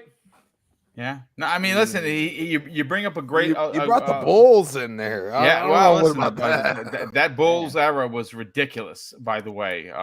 But listen, Mag. Yeah. One of the things I think Xbox fans are going to have to get used to is missing out on deals. And I have a strong suspicion that unless Mortal Kombat could be brought, like everyone was saying, under $95 million. That they don't pounce on it, and even if it's close, maybe Microsoft just does one of these and crosses the arms and just sits there and just like, listen, sorry, we are because like I said, this deal with Activision Blizzard is so monumentally important to the studio. Yeah, I mean to the publisher. That it's the future, Boom. It's the future of their studio. It's going to print money when you can tell the hardcore fan that is going to go and be able to play Call of Duty in Game Pass day and date, they're going to tell a friend who's not a hardcore. And that unhardcore, the normie, as I call them, is going to tell a bunch of other normies. And they're going to be like, where are you playing Call of Duty? Well, I'm playing on Xbox. Oh, man, you're not on PlayStation anymore? No, because Xbox Game Pass, $15. And I get and what what the tagline is going to be? I get Call of Duty for free, because that's what everyone said. That's what everyone equates it for. Oh, I got Call of Duty for you. What do you mean you got it for free? Oh yeah, this Game Pass thing. I'm selling my PlayStation. Or I am telling you, when the deal happens, and it's going to happen, the generation is over. It is over for Sony. I don't care who else they go out and buy. Yep. It is over for Sony. Correct. Market leader. Third place is where they're going to be sitting. Correct. Boom. To that point, I know there's a lot of talk in the community with us, like the hardcore gamers or whatever, but casuals, there's no casual. 85% of the market is casual. Exactly. There's no decision to make, and Microsoft knows that. That's why it doesn't matter if it's multi-plat. There is no decision. If there is one box where you are getting this thing included in your subscription, and one box where you are not, and they want you to pay $60 or $70 for it, any normal non-zealot person is going to take the one where you get it for free. And yes, it is free, because if you are playing Call of Duty, you are playing multiplayer, which means you are paying a subscription for PlayStation Plus. That's correct. Right? Yeah. So you will effectively, with your subscription, get Call of Duty for free. And Timmy's mom is going to have an orgasm when she sees that $1.99 with COD on the box, or when she sees me. Either way, either or. But please take it away, Meg. What are your thoughts on it? Is missing out for the next 10, 12, 18 months is something that Xbox fans are going to be like, well, I guess we didn't get Mortal Kombat. Oops, I guess we didn't get this. Yeah, I don't see, unless Sony's going to be picking them up. I don't see it being a major problem. And I don't think Sony's going to have the capital because look at they just No. spent 3.6 billion and they're going to get to Square Enix. Yeah. Square Enix, even with the shedding of the of Crystal and Eidos, is still a $6 billion deal. But don't sleep. Discovery just bought Warner Brothers, which was worth 3 times as them. Yeah. Right? They can borrow money. Don't sleep. Sony can get it. Even if they don't have the cash in hand, they can get the money. True. Yep. Yeah, they can. They can. I mean, it's not But out do of the they realm of want it? possibility. But what I'm thinking is going to happen is this. But here's the thing. And Everborn, you brought this up, okay? About how if someone's going to pay X amount of dollars, they know Microsoft's going to pay X amount of dollars plus another 20% on top of that. Right? Because they have the capital. Okay. And so they're like, oh, it's Microsoft? Well, we're going to be charging you whatever, $90 a share Premium. instead of $60, whatever, right? So, and then people will wait. If they can sustain their business for X amount of months, or maybe a year, or maybe 2 years, then they will wait for Microsoft. There's no rush. Okay, so I actually don't think that they're going to lose out on it. Yes, there's a worry. To me, there's a bit of a worry going, oh, man, you don't want WB to slip through your fingers. But now let's get into this WB thing real quick. You know, you've got the head of Discovery here, okay? This guy's a pain in the ass, but he's smart, okay? He's smart. Because what's the first thing he said? The first thing he said when he was talking about it, he goes like, get those WB superhero shows out of here, that trash. yeah, well, that's the first thing. That's the first thing. What was it? All the CW shows? Yeah, Bye. gone. Bye. Okay, you get that discount superhero bullshit, baloney out of here. Okay, it's gone. Okay, but here's the other thing. He said we're sitting on all this DC property. He goes, He goes, whether it's on film or whether it's digital, we're sitting on all this IP. We need to capitalize on this, right? And he's 100% correct. That is the cash cow. When you had 15 years ago, about 15 years ago or so. Okay, you had the Dark Knight trilogy cracking $1 billion a film. Now they can't even crack 500 million with, quote, the best Batman ever made, which is the biggest load of crap I ever heard. But anyways, they could barely crack 500 million. Well, maybe 600 million, whatever it is, right? But the thing is, those other movies were cracking $1 billion like this in like 3 weeks, a month. And he's sitting there going, why aren't we doing this again? So you know what's going to happen? I think that this is the problem. If they want to get rid of those studios, they're going to have to be willing to give the IPs with it. Yeah. Or at least the light, you know what I'm saying? At least like the light, they have to let go of the IPs. Okay, they got to let go of the DC characters. They got to let go of the licenses, which they will never do. I don't think this David Zaslav character, however you pronounce his last name, I could see that he's in a bit of a rock and a hard place. He needs to dump these studios, but nobody wants to pick up these studios just for the people. They want Batman. They want whatever. They want all the other IPs. They want Harry Potter. Okay? They want all the other IPs that WB works on. They want the Suicide Squads. They want the Supermans. They want the whatevers, right? Okay? They want that.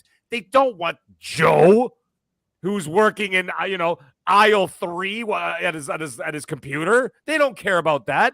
They could buy 1 million of those people. Those people line up every day and apply it to work at Microsoft. All right, that's not what they want. They want the IPs, and that's why I think Microsoft pushed away from the table a couple years ago when we were talking about this in 2020. Right, the first time we went around, Microsoft sat at the table, listened to what they had to say. I don't think they were willing to give up the IP, and they pushed away from the table. Now, I think that there's still going to be a problem, and that's going to continue to be a problem, is that I don't think that David there is going to want to give up those IPs. He wants to capitalize on those IPs. The only thing that I could see them doing is that if they dump these studios, let's say, and then they sell, okay, they get acquired, let's say, by Microsoft or whatever, then they're going to have to work out separate deals for the licensing and the IPs and everything else. That's where it gets messy. Microsoft doesn't want to waste their time with this baloney. Yep. They don't.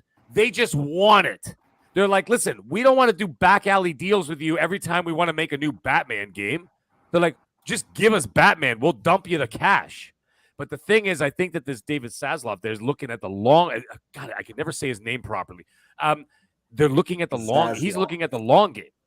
And he wants that Dark Knight to be making $1 billion a movie again. He wants the Man of Steel to be making $1 billion a movie again. He wants those games to be selling 15 to 20 million copies. Okay, and same with the Harry Potter IPs and whatever else they've got going on over there, right? So I'm really not 100% sure where this is going to go. As for NetherRealm, that's the one thing that I could see as like a bit of a wild card because they're not owned by. I mean, there's no third-party licensing there, like with DC or anything like that, right? So I could see that maybe going, but like that's the not question enough is to how move. much though. That's I don't know, but that's not enough to move the meter for me. NetherRealm is big, but it'd be like, all right, we got NetherRealm. They release one game every 5 years. Like, you know what I'm saying? You're like, okay, that's great. It's wonderful. I mean, their games are amazing. Let's face it. Come on. Mortal Kombat's amazing. I think you could get them if Tomb Raider and all these studios went the way it went for 300 million. Why can't you buy one studio that releases a game every 5 years and put out a movie where the box office pooped all over the place? More than it was a massive loss left and right. Right, left, it was. right, I mean, center. there were multiple reasons there. A, I didn't like the movie. I didn't think it was good. And then terrible. second of all, it was during a pandemic, and they dropped it on what's it called? Their the HBO, not HBO. Was it HBO Max? HBO Max, yeah. Yeah, they dropped it on HBO Max, right? So like there it is. And so they lost all this revenue for ticket sales, whatever. Anyways, the thing is, it's just such a it's so hard. Like, and the problem is, once again, it boils down to what we talked about 2 years ago. I think the story has not changed. Is that they still need to let go of the IP from their, from their grip. I was looking for the tweet.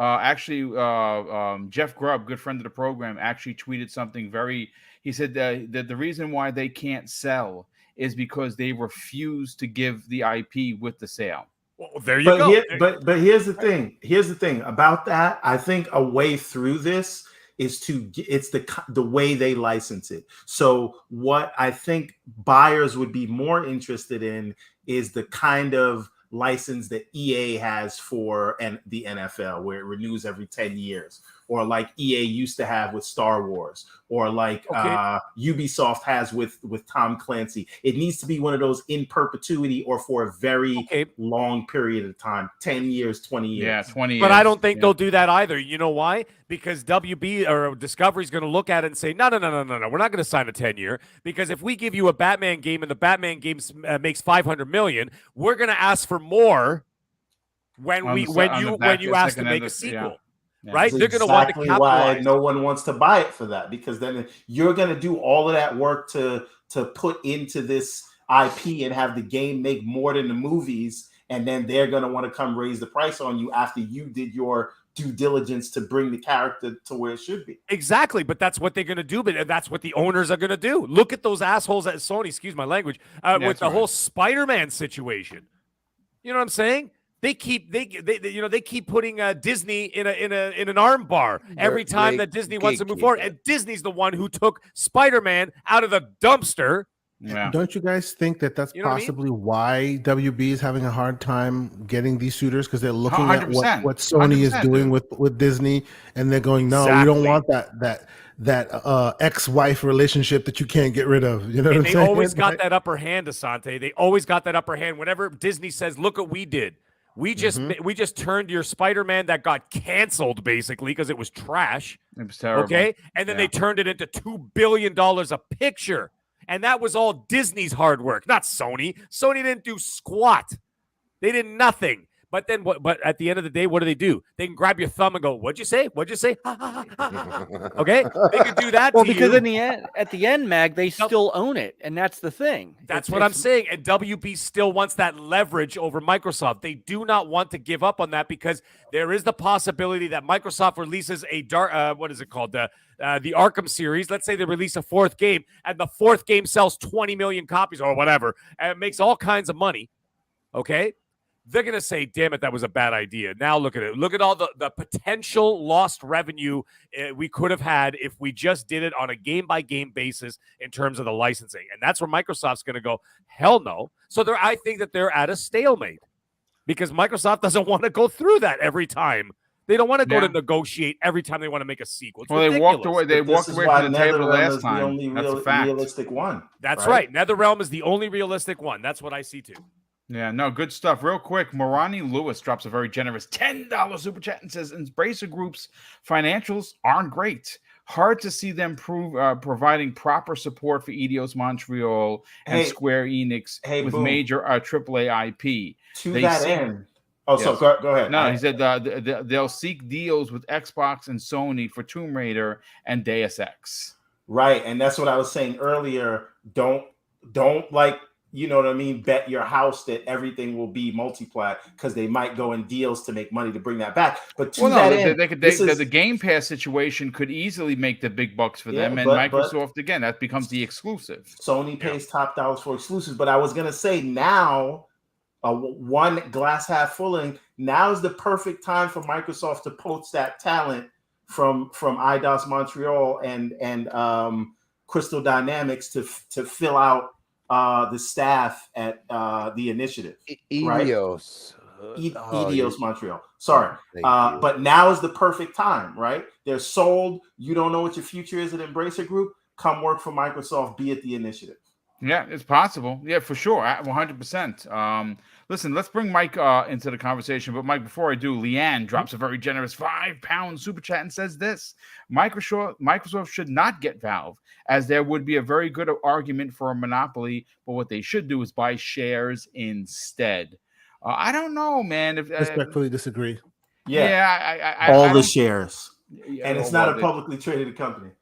Yes, right. But it's not. They could buy it for any amount of money, and they'd never have to tell you what it is. It would be literally just Gabe putting it in his pocket and going home, and nobody would have to know about it. And buying 10 islands, at least 10 islands. Yeah. But Mike, let's bring you. What are your thoughts? Do you expect Microsoft to be the one missing out on many acquisitions in the next 12 months?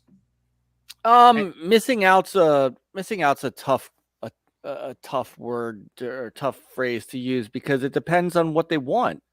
And again, it's kind of as we were talking about Sega earlier, there's nothing that stops Microsoft from holding conversations, right? Right. And there's nothing to say that if, and let's go back to Sega for a second. I don't yet think Sega is in a position that they want to sell, because they're starting to dip into their own back catalog to try to revamp some of their gaming business, we know Sonic Frontiers is coming, Mike, right? That's supposed to be going to be AAA quality. I'm excited. Yep. It's one of my most anticipated games of the year. Yep. They just announced Jet Set Radio. Right. And Crazy Taxi. Yeah, Crazy Taxi is a reboot. So I think, but taking them as the example, if they and Microsoft, because they're working together on the back end side, if they were to want to do business together, right? And Microsoft said, look, let us get through this acquisition, and here's a gentleman's agreement, so to speak. Right. Here's a number we're looking at to work with you on, and but we need to get through this. You understand why. And those companies will wait. A company that wants to go to Microsoft will wait. So I don't know that they're going to necessarily miss out. And I'm not sure how fast WB wants to get their studios out. Because the other thing that I had been thinking about with this is, and as you guys have been talking about this a bit, I started to think about what LucasArts or Lucas Games now, Lucas Games is doing, where WB, to get that sweet licensing money, could simply license Batman to 7 different publishers to do their own Batman game, just like Lucas is doing with Star Wars. I would be willing to bet if they can't find somebody to pick up the development studios, they might just dissolve them, because that you're saving money there anyway. But NetherRealm without Mortal Kombat would only make sense if, and only if, Microsoft looked at them and said, I want you to revitalize Killer Instinct, right? Rocksteady would be nothing without being able to make a Batman or a superhero unless game, Microsoft right? would potentially task them, say, listen, we're gonna get Rocksteady. They pay 170. They go to Marvel and say, listen, we want to license out Daredevil, and let them make a Daredevil game. They certainly could. But I don't know. So to do that, you'd have to get the studios much cheaper than, certainly much cheaper than say 300 million. 100%. Yeah, they absolutely both of them. For you- 300 million, maybe even less. The studios by themselves, I don't think are where the money is, because you can get that talent out of the studios by luring the actual, like what the initiative tried to do at the beginning by bringing all those people in. You could do that without spending money to buy studios. Though, did it? No, it did not. And they're in. I am going to go to the mat saying the initiative is in more trouble right now than people are. Yeah, and I'm going to get hate for that, but they're in more trouble than people want to admit. But that said, I still think that barring you pay pennies on the dollar for the studios, you're right. WB hasn't given up the IPs because the IPs are where their money is, and they can simply start just ferreting out to anybody who wants to make a Batman, a Superman, a Flash, a whatever, and start making that money. I don't know that they miss out on picking up any of the WB studios. I think they do a better job getting, if you really want to satisfy, make, then put one of those IPs in the hands of the coalition. Say, okay, you guys can make Gears, but Gears maybe getting a little long in the tooth as well. Why don't you guys cut your teeth on a Batman game? Something along those lines to make a deal with Discovery more workable than trying to pick up studios without IPs. So you're saying just straight up license the IPs instead of if you can't buy the studios? Yeah, because then it's again, look at what they're doing with, and it's not out of the realm of what they're doing. The Indiana Jones game that's coming out from Bethesda, that's licensed from Lucas, right? Yeah. There's that rumor that one of the studios is gonna put together a Mandalorian MMO. I saw that floating around. That's supposedly in the works as we speak. Yeah. Right. So it's not a bad idea, and it doesn't tie you down to a studio that may end up having issues like the initiative, or like what we're hearing, if it's true, out of Undead Labs and things like that. I mean, you can get away with getting those games without having to pay for the studios too. Yeah, I mean, you make a lot of sense. I still think that Mortal Kombat isn't Mortal Kombat with NetherRealm, and I think that would be a package deal. Just the question would be how much. How much would that be? And would WB, Discovery now, be willing to sit on their hands and wait for Microsoft based on the gentleman's agreement? Again, it's only time. But let me bring up Mortal Kombat for a second, because I want to push back on the conventional wisdom that NetherRealm, that getting NetherRealm means you get the Mortal Kombat IP. Don't forget that the Mortal Kombat IP is not just video games. It's t-shirts, it's toys, it's movies. But the gaming IP is owned by NetherRealm. They actually put that in their clause, if you didn't know. I did not know that. If you actually look at it, a NetherRealm was Midway, and apparently Midway did some interesting things, and I can confirm with Crispy on that as well. I've seen that wherever NetherRealm goes, that IP follows. The IP follows. That's correct. Yeah. By the way, Boom, before you move on to the next person, I do have to go. However, I just was going to say one quick thing. Guys, it was a great show as always. Chat, you guys are amazing. We had a great turnout tonight. Mike, it was great to see you here. But hey, yes, I got some Ubisoft news from you guys. For you guys, I will be playing, and I'm allowed to tell you, I will be playing Skull and Bones this summer. Oh, nice, dude. Believe that game doesn't exist. Stop. Yeah, no kidding. I know it doesn't exist, right? But I will be playing that. But in light of that, I'm going to drop a code, if you don't mind, Boom. I'm going to drop a code in the chat for Riders Republic. It is a Nice. UK code. So, Dutch, get those fingers moving if you're interested. But yes, before I go, I will drop the code. And please, whoever gets the code, again, it's a UK code. Whoever gets it, please DM me and let me know that it works, okay? So, anyways, guys, everybody have a great night. Good luck to everybody in the chat, whoever gets the game. Riders Republic, there it is. But we'll see you guys all next, Wednesday? Yeah, next Wednesday, brother. That is It's correct. Our starting next Wednesday, our new date. Same time, new date.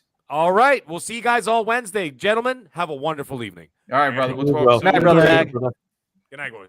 Mike, just finish up your point, brother, because I don't want you to feel like you didn't get your Oh bars no. off, You so to guys, speak. no, it definitely. No, I think I covered kind of how I wanted to sweep. If they, all right. So the only studio acquisitions I could possibly see being missed is if somehow a BioWare came available, right? And somebody snapped that up away from EA and took them out of the hell that they're in there, right? Or, something. If THQ Nordic became available from Embracer or something along those lines, it would have to be something that rivaled the Activision, or even not even that. It would have to rival the Bethesda deal for me to think that Microsoft would miss it. It's hard to imagine at the moment what's left. Sony buying Ubisoft would be certainly in that realm, but that's not happening either. Right. I don't know that I see anything that they miss out on that I go, well, there's the big stumble for Microsoft and it makes the Activision Blizzard acquisition kind of null and void. Yeah, no, I think you're onto something, because this is the biggest move in gaming. I mean, I've been gaming for over 45 years. I've never seen anything quite like this. The last thing that I saw that was remotely close was, of course, Bethesda, and this deal is 10 times that, which is just bonkers to say out loud. Crispy Bomb, let's get your opinion on this, brother, and then we'll get everyone out of here after we get to Wandering Dutch and Kay Asante. I mean, what are your thoughts on this? Do you feel that any of the studios that WB is currently apparently and rumor peddling to the highest bidder, does Microsoft need any of them? They need all of them. Interesting. Okay. Let's be honest for a second. AT&T technically still owns WB. It was classified as a merger. A lot of people don't realize that. Okay, AT&T is a company that also does, your mobile. Okay, they give you your cell phone. They do things like that. All right, they are technically a hardware-based company, even though they're a third-party hardware-based company. They just use their towers and everything else to make it relevant. A lot of people don't understand that. Okay, well, you got your cell phone. Are you a Samsung person? Are you an LG person? Are you an Apple person? Okay, and you look at that cell phone, but where are you subscribed to? And this is what a lot of people don't realize. Where are you subscribed? Where do you pay your bill? You're subscribed. Let's be honest. Okay? Mind blown. Think about it. Okay? You have Cox, you have Xfinity, you have this and that. You have AT&T, Verizon, T-Mobile. Where are you subscribed to? Where do you pay your bill? That's where the unlogicalness of how they merged it. Basically, Discovery is taking over that division. Okay? That's what's happening right now. That's why they did this. Okay? AT&T is still AT&T. Think about it. Still AT&T. They still give you your cell phone service. Correct? Okay. Move on from that. They are both Discovery and AT&T are both American companies. All right. There's where we go to would you rather? Would you rather have MK12 or would you rather have something that the Western Division of Square Enix is coming out with? What would you rather? I think MK12 has all the chops. I think Ed Boon is a master at his craft.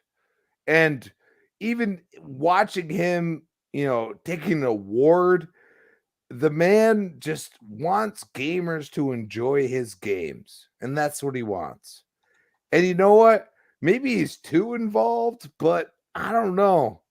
Man, I still love MK11, man. That game MKX is damn just as good, much faster, but I feel like MK11 is all Ed Boon.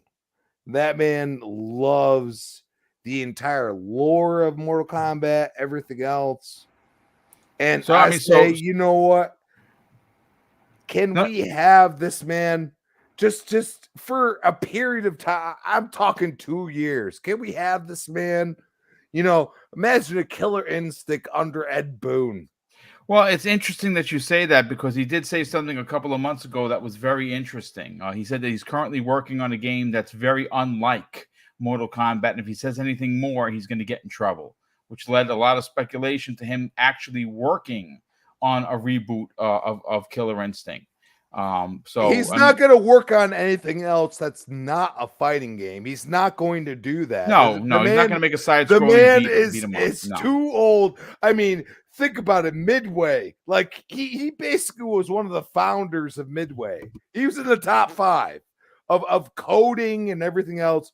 The man is a legend. Okay, and I've seen it. We saw it like almost a couple of years ago. Hey, I would love to work on a Killer Instinct because you know what? It's one of those games that like it might not be, but think about it. What they did with Injustice. I mean, come on. You know what I mean? Like it's different, but it still has elements of what he loves. You know what I'm saying? I'm just saying, if they could just purchase NetherRealm, I think would be like the purchase, like the smallest amount of money and the most impactful.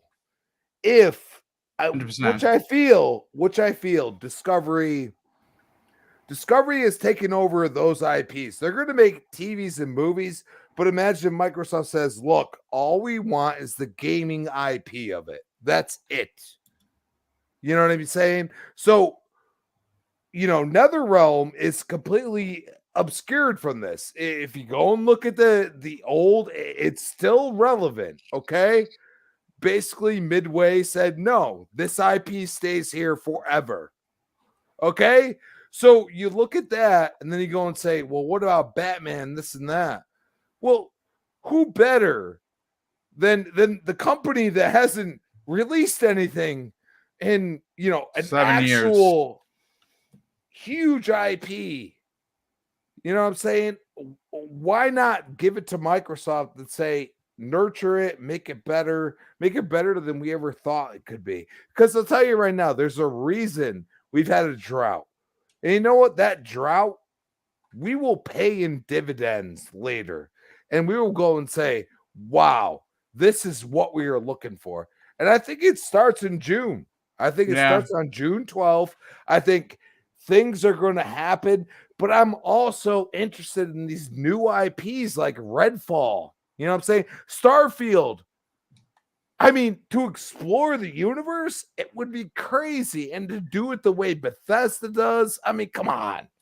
You know what I'm saying? I mean, you're making a lot of sense, but again, I agree with you, Crispy. I think to get Mortal Kombat as a first-party IP would be monstrous. And I definitely think it's something that the price would have to be right, and we all know that they're not going to take a chance to hurt the ABK deal. I mean, unless this is something that could be well. Done Embracer Group just bought what? 3 studios, 3 studios, 3 or 4, yeah. Okay, they bought 3 studios for $300 million. Okay, And you 50 you IP though. All right, WB. You could add in Rocksteady real quick. Imagine that. Yeah, And you well, that's, could, I mean, again, could that's you the not point. buy them for 300 Yeah, but million? they can't go above 95 million, and otherwise it's a problem. It would. It's not gonna. The only reason why I say this, it doesn't matter now. The problem with people that don't understand investing in a company is that you do have a say, and according to the government, your say is actually more important than a lot of people realize. So Warren Buffett, for example, what did he say, 8.7% or something He like actually that? has almost close to 10% now. He had one and change. Now he's up to 10%. Because he keeps buying. Because well, that's because he knows that the deal is going to go through. well, and you know what? You know, God willing, that man, what is he, like 80 years old? Yeah, he's up there. I'll tell you, he's almost twice your age, Boom. You know what I'm saying? So you look at that man and you say, like, I watched, like, he's fumbling his words and stuff, and I'm like, well, I mean, the hell, he's 80 years old. You know what I'm saying? So I look at him and I say, you know what? He when he starts like getting coherent and he's going on about certain things, I go and say, wow, he actually makes total sense. And the one thing right now, like everybody keeps saying NFTs or microtransactions or everything else. You know, you can look at Xbox and say, oh, they're pushing that. Not really. They're definitely not. They're going to do not that, really pushing that. Yeah, let me grab Wandering Dutch and KS we get everyone out of here. Wandering Dutch, listen, what are your thoughts? You know, you've heard everyone's points. Everyone's had some great points regarding you know, potentially bringing home Mortal Kombat. Can they do it, or do they sit on their hands the same way they saw Crystal Dynamics and Eidos Montreal go to someone else? I think it's easier picking up a singular studio as opposed to the way that Embracer have done 3 studios and 50 IPs. Yeah, I think that would raise a bit more eyebrows than just a studio and a couple of IPs. I think singular studios, isn't off the cards at all. But I think when you're talking several studios with 50 IPs, that might it's going to raise the hit price headlines, for sure. That's for sure. It'll hit headlines. And obviously Embracer Group's investment there has hit headlines today. Yeah, I think if they're just going out and doing a singular studio in NetherRealm, I don't think they're batting an eyelid. I think it's pretty straightforward. And as you've mentioned there, they've had, should we say, hints previously on we're not allowed to talk about this IP we're working on, and hinting at it, and they've been hinting at doing a Killer Instinct for years, so it's very much a possibility. It could be a crossover, could be Mortal Kombat Killer Instinct crossover. You never know. But it's I wouldn't put it past it. It's short and sweet response for me on that one. I wouldn't put it past a singular studio. But when you're talking multiple and like 50 IPs, I think that's a different ball game altogether. I think it's you get a few more eyes on you, especially when you're trying to close a transaction including 7-8 studios and the largest tech transaction in history. Yeah, in the history of transactions. Yep. So yeah, I think a singular studio. I don't think they would miss out if needs be, but yeah, I think time will tell. There's always possibilities. If they're going to get rid of them, I see Microsoft pouncing on a singular studio, 100%. Nice. Asante, let's get your final opinion and we'll get everyone the heck out of here. What are your thoughts on this, man? Is Mortal Kombat worth the chance? I mean, to me, of course, it's worth a chance. But the question that matters is Mortal Kombat worth the chance to Amy Hood? She is, Microsoft's money person, and by all accounts, known in all corners of that industry as one of the best, if not the best, to be working at that company. So yeah, she's leading. She leads the industry in her position. Exactly. So, and we've seen what has happened to Microsoft when other companies are are bought from underneath them while they're mid-project, right? What do you call it? Crackdown 3 comes to mind. A few, as well as a few other things where their big ambitions aren't allowed to reach fruition and all of that. So it makes sense that they would then strike and be aggressive. And the fact that they have not done so now tells you that Amy Hood is telling them, hey, even though it's on our side and it looks like it's ours to lose, if you will, we don't want to take any chances, right? Because this, even though I'm sure that those contractual obligations and the contractual agreements have been put together well because they've learned from their Crackdown 3 experience, you still think, hey, you don't want your future to be in somebody else's hands, right? Like, I think I saw Everborn had mentioned before, what about the next iteration? What if Perfect Dark is great? How will they get another one since this company is bought out, right? And in that realm, they've already had that experience before, and once bitten, twice shy. So yeah, I honestly, genuinely think that they've learned their lesson on it. So because they are now really in the place where it's like, well, we want to be strategic. We're thinking beyond just one IP. We're thinking beyond just one mission. I don't think that they think Mortal Kombat or actually any of the WDB properties are worth that risk. Yeah, I But agree. I think maybe timing might also be a factor in the equation, right? The conversation about all of this started some time ago, and in the beginning, we the roller coaster has been going up and down right now, right? It went from this is in the bag to now we have regulatory bodies involved, and we have senators talking outside both sides of their mouths, and all that stuff changes the equation of public perception of the eventual decision that will come aboard. What's to say when they're close to the end of said deal that the equation changes in public opinion and it will make them feel a bit more bullish about taking another step? We don't know that for sure, right? So do they need them? I don't think there's a world where they need a single thing, It's great to have portfolio fillers and things that we want, right?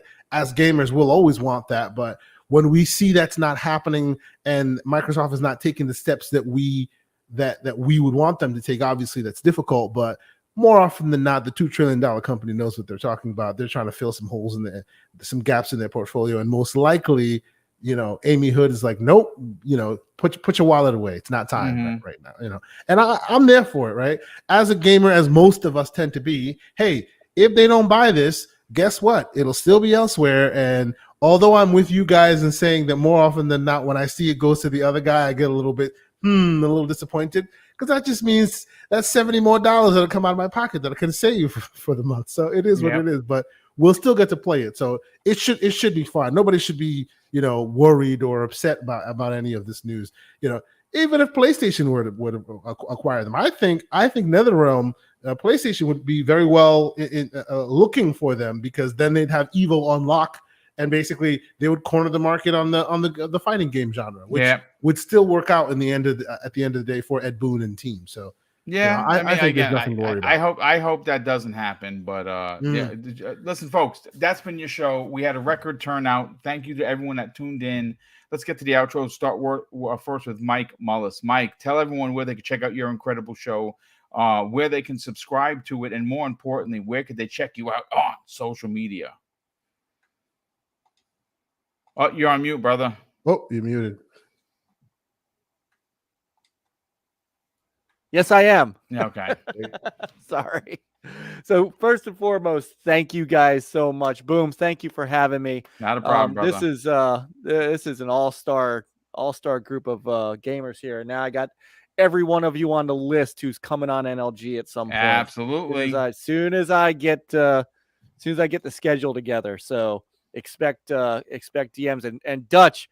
Peter's been trying to get you on for months, so we're gonna make this happen.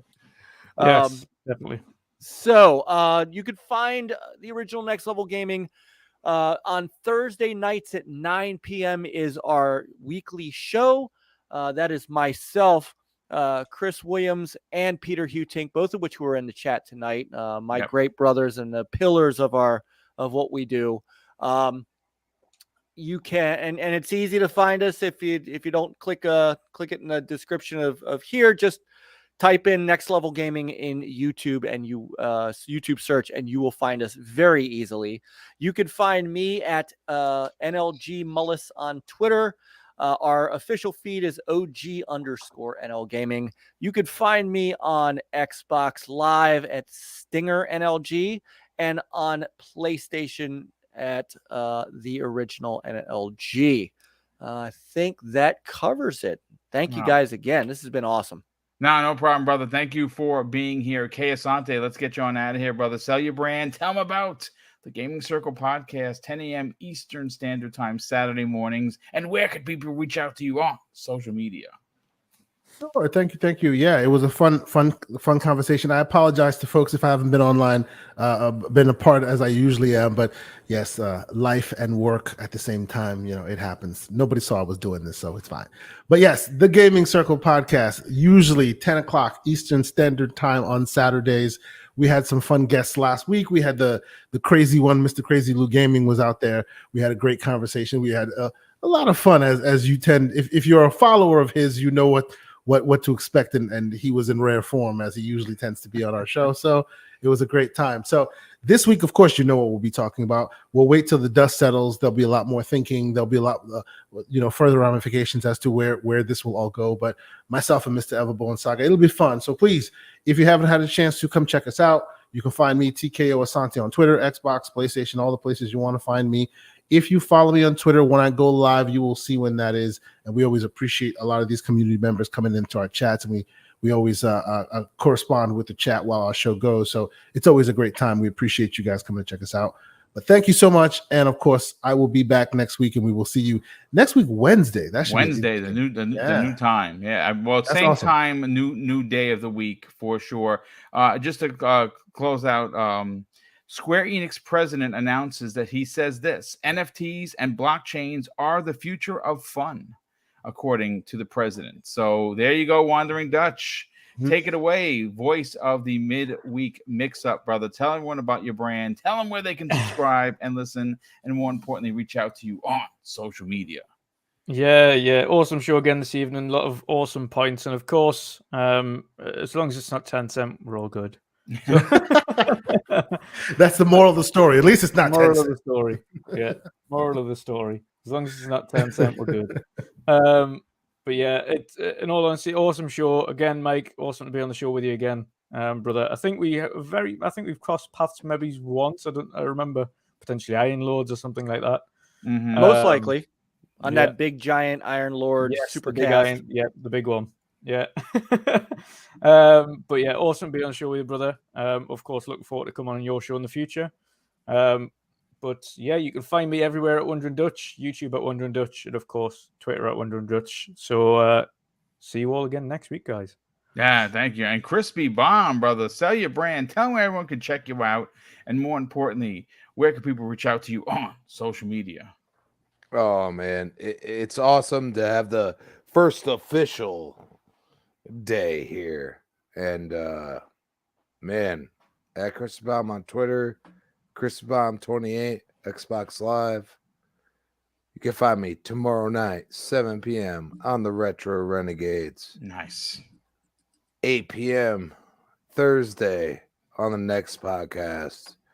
And of course, back here on now Wednesday. That's right. At 7 p.m. on Primetime Gaming. Well, but also you might see me tomorrow or Wednesday. Wednesday, that's right. We may see, that's right, because we're doing, again, folks, Breakfast with Boom is not Friday. We're not doing it Friday morning. Just this week, I'm going to see Doctor Strange Into the Multiverse of Madness with my brother and Neo Mental. We are doing a special edition, 10 a.m. Eastern Standard Time on Wednesday morning. Breakfast with Boom, just changing this week so I can get a chance to take a day off and go see a film, which I haven't been into the movie theaters in over 2 years. But last and no way least, Everborn Saga, sell your brand, brother. Tell everyone about the Everborn Saga, where they could reach out to you on social media, and how do people get a copy of your anime series? All right, so check this out. Do you like anime? Do you like manga? Do you like comic books? Do you like the MCU? Do you like fantasy? If you like any or all those things, that is what the Everborn Saga is. And it started from a video game. We make comic books. We are telling stories. There is 1 story, 2 timelines, and 4 series, each following a different character, telling the story from their vantage point. If any of that sounds interesting to you, stop what you're doing. Go to everbornsaga.com right now. Check out the books that we have on offer. We just released our latest series, The Redlands, and we're working on a new series, The Remnant, which we will announce more about soon. So check that out. And Everborn Saga on Twitter, Instagram, Facebook, Xbox, PlayStation, Steam, all those things. But most importantly, everbornsaga.com. And if you are not located in the US, we are on Amazon and we work with Prime shipping. So you can get free shipping close to you. But if you are in the US, go to everbornsaga.com. Works out to about the same price, even with the shipping. And it comes signed by yours truly. Again, everbornsaga.com. Stay tuned. Nice. Well, listen, folks, that's your show. Thank you so much for tuning in and making this a very successful show. Big shout out to Mike Mullis for hanging out. And definitely got to get you and you guys back here. I've definitely got to make an appearance on your show at some point. Oh, that's happening. All of you guys, every one of you. Oh, definitely appreciate that, Mike. Definitely want to thank all the super chats. Thank the new channel member, 2 new channel members today. 2-man also became re-upped his channel membership. Thank you so much for that, 2-man. And of course, a big shout out to all of the super chats that come in. Those allow us to do the big giveaways, and we have 3 more left for this year. And I'm going to close out today's show with something that is important to me, folks. Hopefully, one day it'll be important to you. And that's something that my dad taught us when we were kids. And he said, son, treat others how you want to be treated. Also, it doesn't cost anything to be nice. You live by those rules, and I can guarantee you're going to have an awesome day. So take care, everyone. And we'll see you next week on Wednesday on the newest episode of Primetime Gaming with Mr. BoomStick and Friends. Now, watch the screen, Crispy. Check this out. I got something for you here.